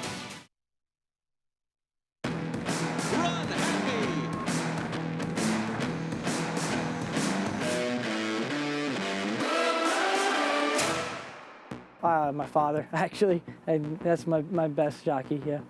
What my dad taught me is always work hard and it will come. Almost everything, but I did grow up, I did work with Leslie Ward and a couple other jockeys in Kentucky, but mostly my father, everything. I had a family nickname, Bobo. One of my dad's favorite horses when he moved to California, the trainers that he was riding for, the barn nickname was Bobo. So he just adapted that to me. But there's a bunch of them, Double D, Dilly Dilly, a bunch of little nicknames. Twitter, yeah. I feel like it's a lot easier. Facebook, it got too much for me, so Twitter is more where I feel like a lot more of the horse racing business is into. Now it's my family. I mean, I didn't know what life was without them, so it's a pretty good feeling. My son, he's about 10 months old, and I spend a lot of time with him when I'm off of work. I got 3 dogs, 3 Jack Russells, Cooper, Callie, and Zoe. And I do play some Xbox also, Fortnite from Xbox, yeah. But between that and horse racing, not too much more. I know he used to be a Guitar Hero stud as well. He used to be very good at that, but he didn't even want to be a jockey growing up. I know, from a jockey family, and there is Dylan. He's such a good kid, and he gives you everything he has on the back of a racehorse. He likes a little Fortnite. How about that? I'm rooting for him here. Tied a NYRA record, had a 6-win day on the card at Aqueduct a year ago last winter. Yeah. Send it downstairs for a paddock report to Maggie Wolfendale. And Dylan also has a daughter named Demi to add to that family. So looking forward to a big Davis clan, as always, as number 2 comes in from out of town. That's Chris Dioro for trainer Carla Morgan, name I'm familiar with from down Colonial Downs days about 10 years ago. Good to see Colonial Downs back in action after a 5-year hiatus. But this horse, I know competition was questionable last time out, but I thought ran well, up the rail, closing, and fits the billing here in this maiden 40 against the state breds. Just very fit, very professional, great coat to her, and I like what I see. I mean, I know the guys are maybe a little bit dubious about her chances here, but I wouldn't be surprised if she can run well in this spot. Now, taking a drop in class is number 4, Pretty Spectacular. Will also get Lasix for the first time. And while I'm not in love with the progeny of MC, this one looks as though she fits quite nicely with this group. She's very fit, very well defined, great coat to her, and I think they're just now being realistic with this filly, and I think in the face of the shorter price horses, honestly, guys, she's the one I prefer.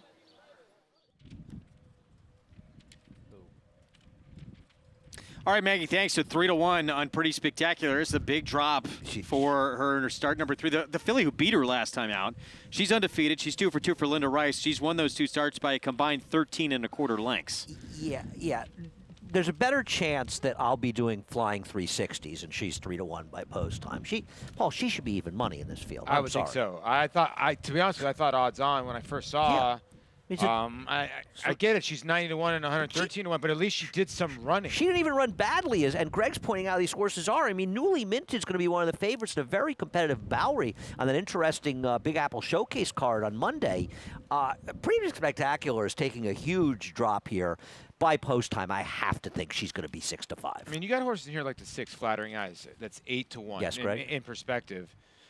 Was 10th by 25.5 at 66-1, and today's at 8-1. Do you really want to take that? Who didn't run a step. So, like... No, Pretty Spectacular by post time is going to be a heavy favorite. I can't see how she's not.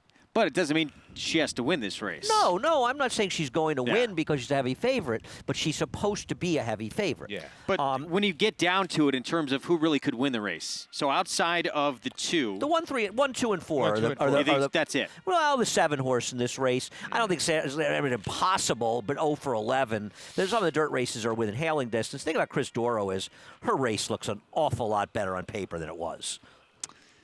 So Dylan Davis, we just saw him on Jock Talk. He's going to be on Alvernia. We're taking a look out here. Daughter of Violence for Gary Siaka. And this is a very big rider upgrade to Dylan for this race and gets a trainer change to Gary Siaka as well. I think this horse is a major threat.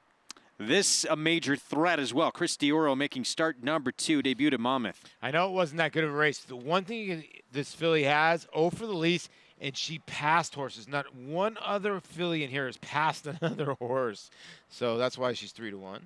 Got a traffic jam here. Here's the 3 Sears Rainbow. 7 starts, has never hit the board. Yeah, she looks like a long shot. Actually went long on the turf last start. Here is Pretty Spectacular.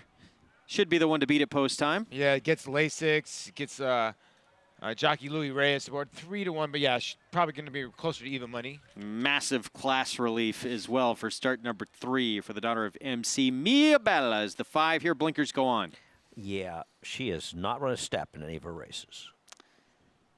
You remember that, sire?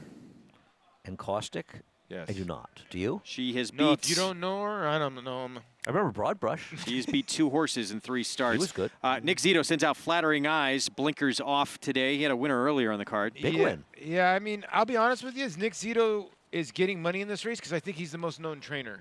I'm going to be honest with you because this horse should not be 7-1. May not be wrong. Sanders Empire, Ruben Silvera rides for Edmund Pringle. It does not hurt to get Kendrick Carmouche, but this horse had a lot of chances, but maybe not ever in this quality field. And Firestorm, hey, new face. Yeah. At least has done nothing wrong. No, what Andy just said, it doesn't hurt to be a new face, but this filly, I don't know if he's sneaking anything in the morning because she has not broken 50 going 4 furlongs. She hasn't worked going 54. Here's one for you, Paul. Her dam is a daughter of Adonis. How many Adonises have you seen run? I didn't even think Golden Missile was standing anymore. Chris Dioro, the debut, it came she has 4. at Monmouth for Carla Morgan. Was only beat a half length in the end. Got bumped a little at the beginning of the race. Strong late rally to just by a half length. It appeared to be an extremely strong rail, and this race completely collapsed. The pace fell apart. I'm not saying that she's impossible here. Obviously, it's not a particularly strong field, but she had an awful lot go her way in a very, very uncompetitive spot down there. I doubt she beats Pretty Spectacular.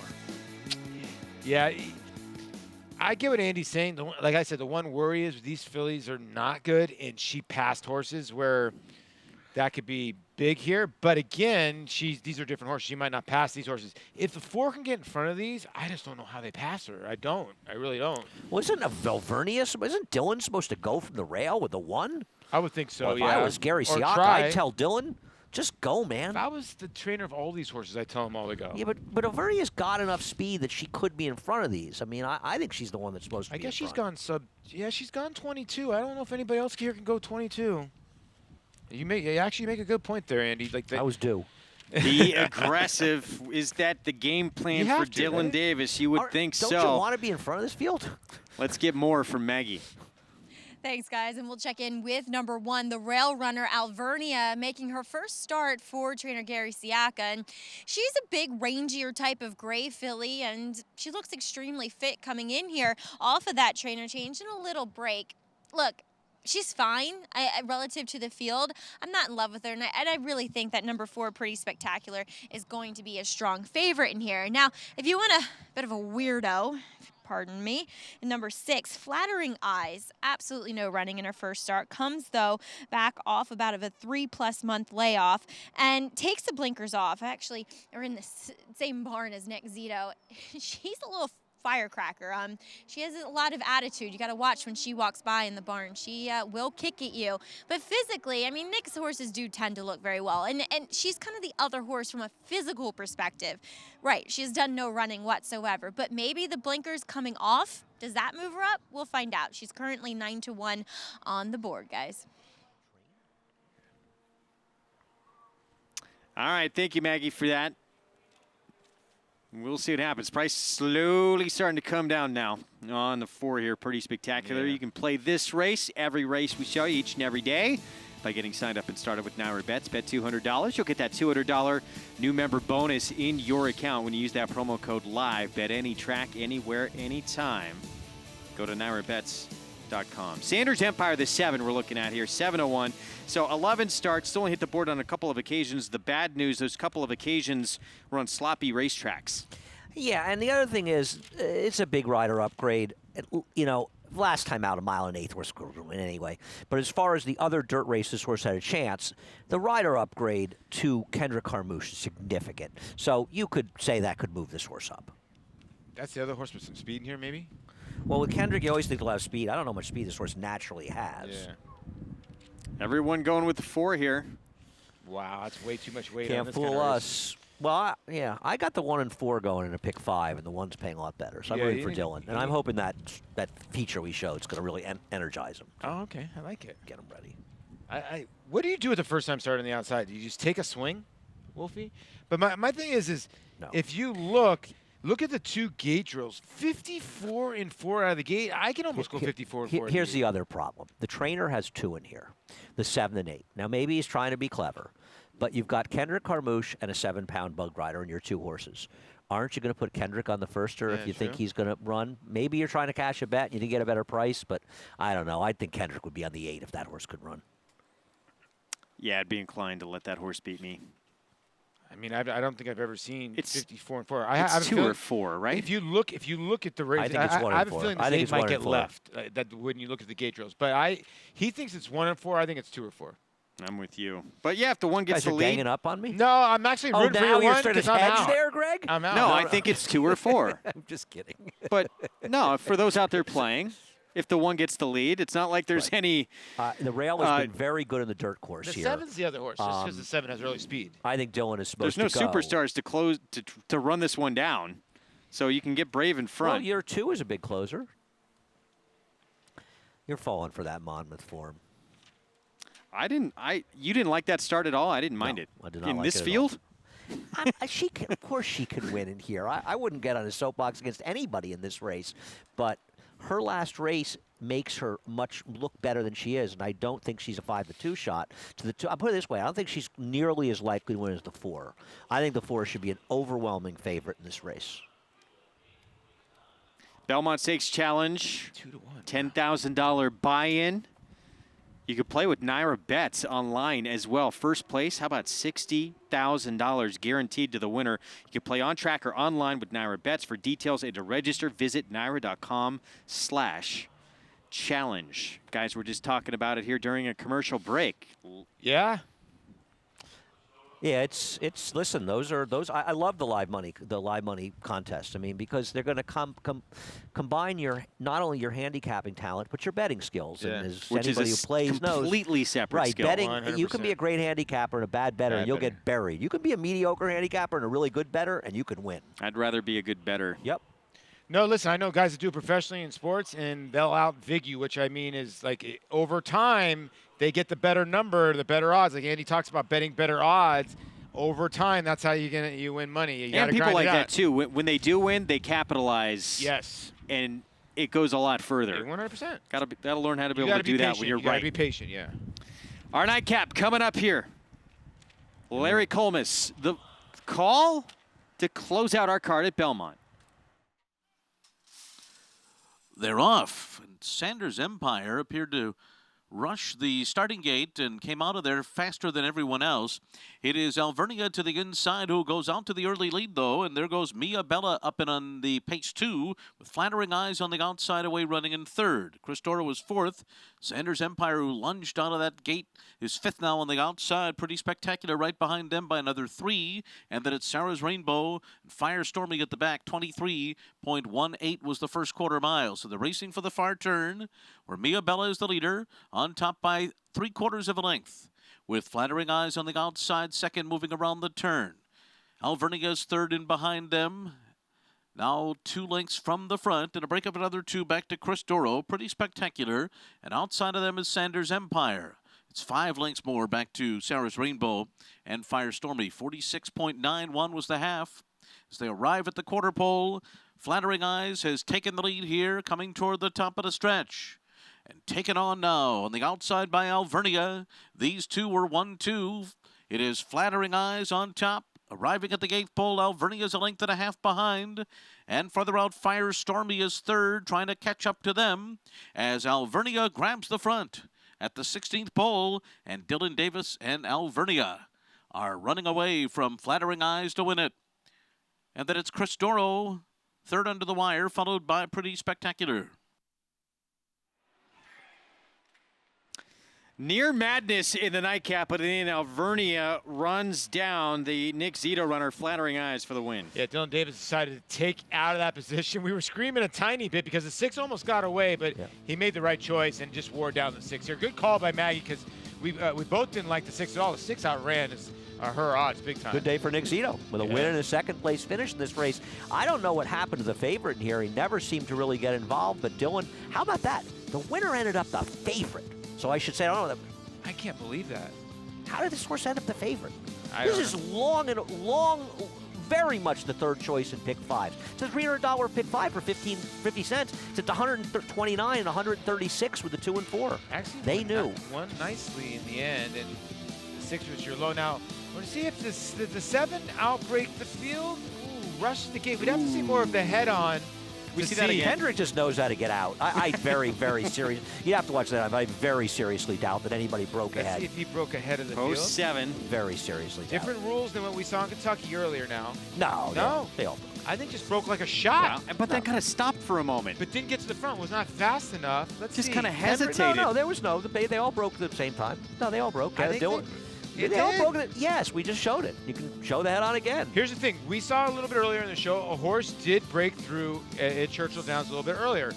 Andy texted the track announcer, Travis Stone, there. Different rules there. It's discretion by the stewards. Here, it's an automatic non-starter. But after watching that replay, I don't think the 7 broke in front of everybody No, we definitely else. didn't. You can show the head on again, guys. Yeah. Why don't we show it again? All of the gates opened at exactly the same So I time. think Nobody this is got gonna an stand up. unfair break. Here you'll see. Just watch. I Be think careful the because seventh people head get was just awfully funky. paranoid about this because Kendrick that's what I know. Carmouche knows how to get a horse out of the gates. Why he gets the front. They all opened at the same time. The Much crazy ado part about nothing. is the horse had a length on this field 10 steps out of the gate and never got towards the front end. Because she doesn't have the Bizarre. speed. She is not fast Because she enough. doesn't have the speed. You know, she doesn't. You know, I have this discussion on a daily basis on Talking Horses. Just because you've got an aggressive rider doesn't mean the horse can be in front. You've got to have speed, and she has none. We were right about the 8. Look at those works at 54 out of the gate. She basically didn't even get out of the gate. She was dead last by about 20. Alvernia beat Cristoro, so that's all I care about. You guys each owe me a dinner. No, we Well, actually no, didn't you owe agree us to a that. dinner because you hit the pick 5. Okay. Okay. So Dylan Davis I tried to pay for lunch the other day. grew Greg up in a insisted. family where his father was a rider. Yeah. In fact, his entire brothers and sisters are all Sisters. riders as well. But didn't even want to ride growing up. He wanted to actually ride dirt bikes competitively. But Yeah. he is starting to make a name for How do you himself. He make is a improving living? a lot. How do you make a living running dirt bikes? I don't know. It's You a know, tough living, there's a lot right? of guys that have done that. A guy, there's a jockey out in California, Vinny Bednar. He was a guy that rode dirt bikes. Dylan rode dirt bikes. It transforms a little bit. Yeah. You have to have a little bit of a screw loose because you're riding animals going 40 miles an hour. Same with dirt bikes. You get Paul? hurt an awful lot. Well, this could be a career for you. I It's know, not right? too late. But you know? Dylan's so down to earth. I think that's the reason why he didn't really want to ride. You have a riding family, and sometimes you want to live up to the expectations. Dylan's such a down to earth kid. Maybe he just didn't want this, and now that he's succeeding, he's starting to want it. You know what I mean? Well, his dad showed him. He took him to the racetrack one day. He graduated, by the way, from high school at Saratoga. Showed him how much he could make on a daily basis. He said, you know, I'm starting to come around to this thing. Once again, better than riding dirt bikes. Exactly. Prices in from the nightcap, and Dylan Davis gets it done here, as we knew, because we showed that piece. $5.60. Gary Siaka as well. Well done. And Michael Henning, your owner of this 3-year-old filly by Violence. NYRA Bets late pick 5, $315. We're saying goodbye momentarily here. Want to remind those watching on Fox Sports 2, we're back at 4:30 tomorrow until 6. MSG Plus, we're back at 4 to 6 on Saturday in the Paradise Creek, our feature. There's that NYRA Bets late pick 5 follow along. We'll see you on Saturday. Again, the Paradise Creek, our feature, and the return of Fog of War in our feature event. Hope you enjoyed our Friday afternoon show. We'll see you on Saturday afternoon. Hope you enjoyed it. For Maggie Wolfendale, Andy Serling, Paul LoDuca, I am Greg Wolf. Have a tremendous Friday night. We will see you on Saturday afternoon here from Belmont Park with a tremendous card on Saturday. This proven son of Giants Causeway has sired 4 millionaires, including Claiborne Farm stallion Lee. Recent top runners include Cutting Humor, winner of the Grade 3 Sunland Park Derby, plus 3-time graded stakes winner Sharp Samurai, and international star Shamal Nibras. This year, his 2-year-olds have brought prices up to $310,000. First Samurai, standing at Claiborne Farm. It's America's original sport, and no one covers it better than americasbestracing.net.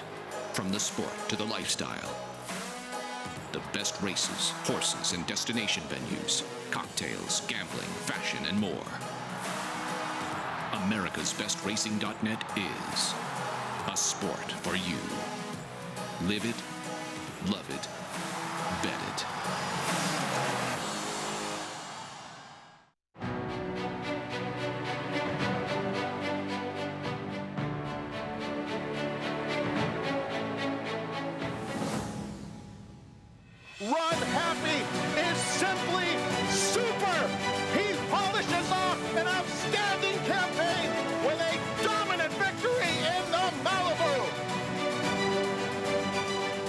Dedication, no problem. Run happy, standing at Claiborne Farm. No sport in the world brings the wins home like racing. It's one-of-a-kind, high-speed, high-stakes action, and NYRA Bets takes you there. Place your bets and watch the races live from anywhere. With NYRA Bets, make easy, secure deposits and promotions every day to earn reward points or cash. Download the NYRA Bets app or visit NYRABets.com. Sign up for a $200 new member bonus with promo code SPRING19 at NYRABets.com.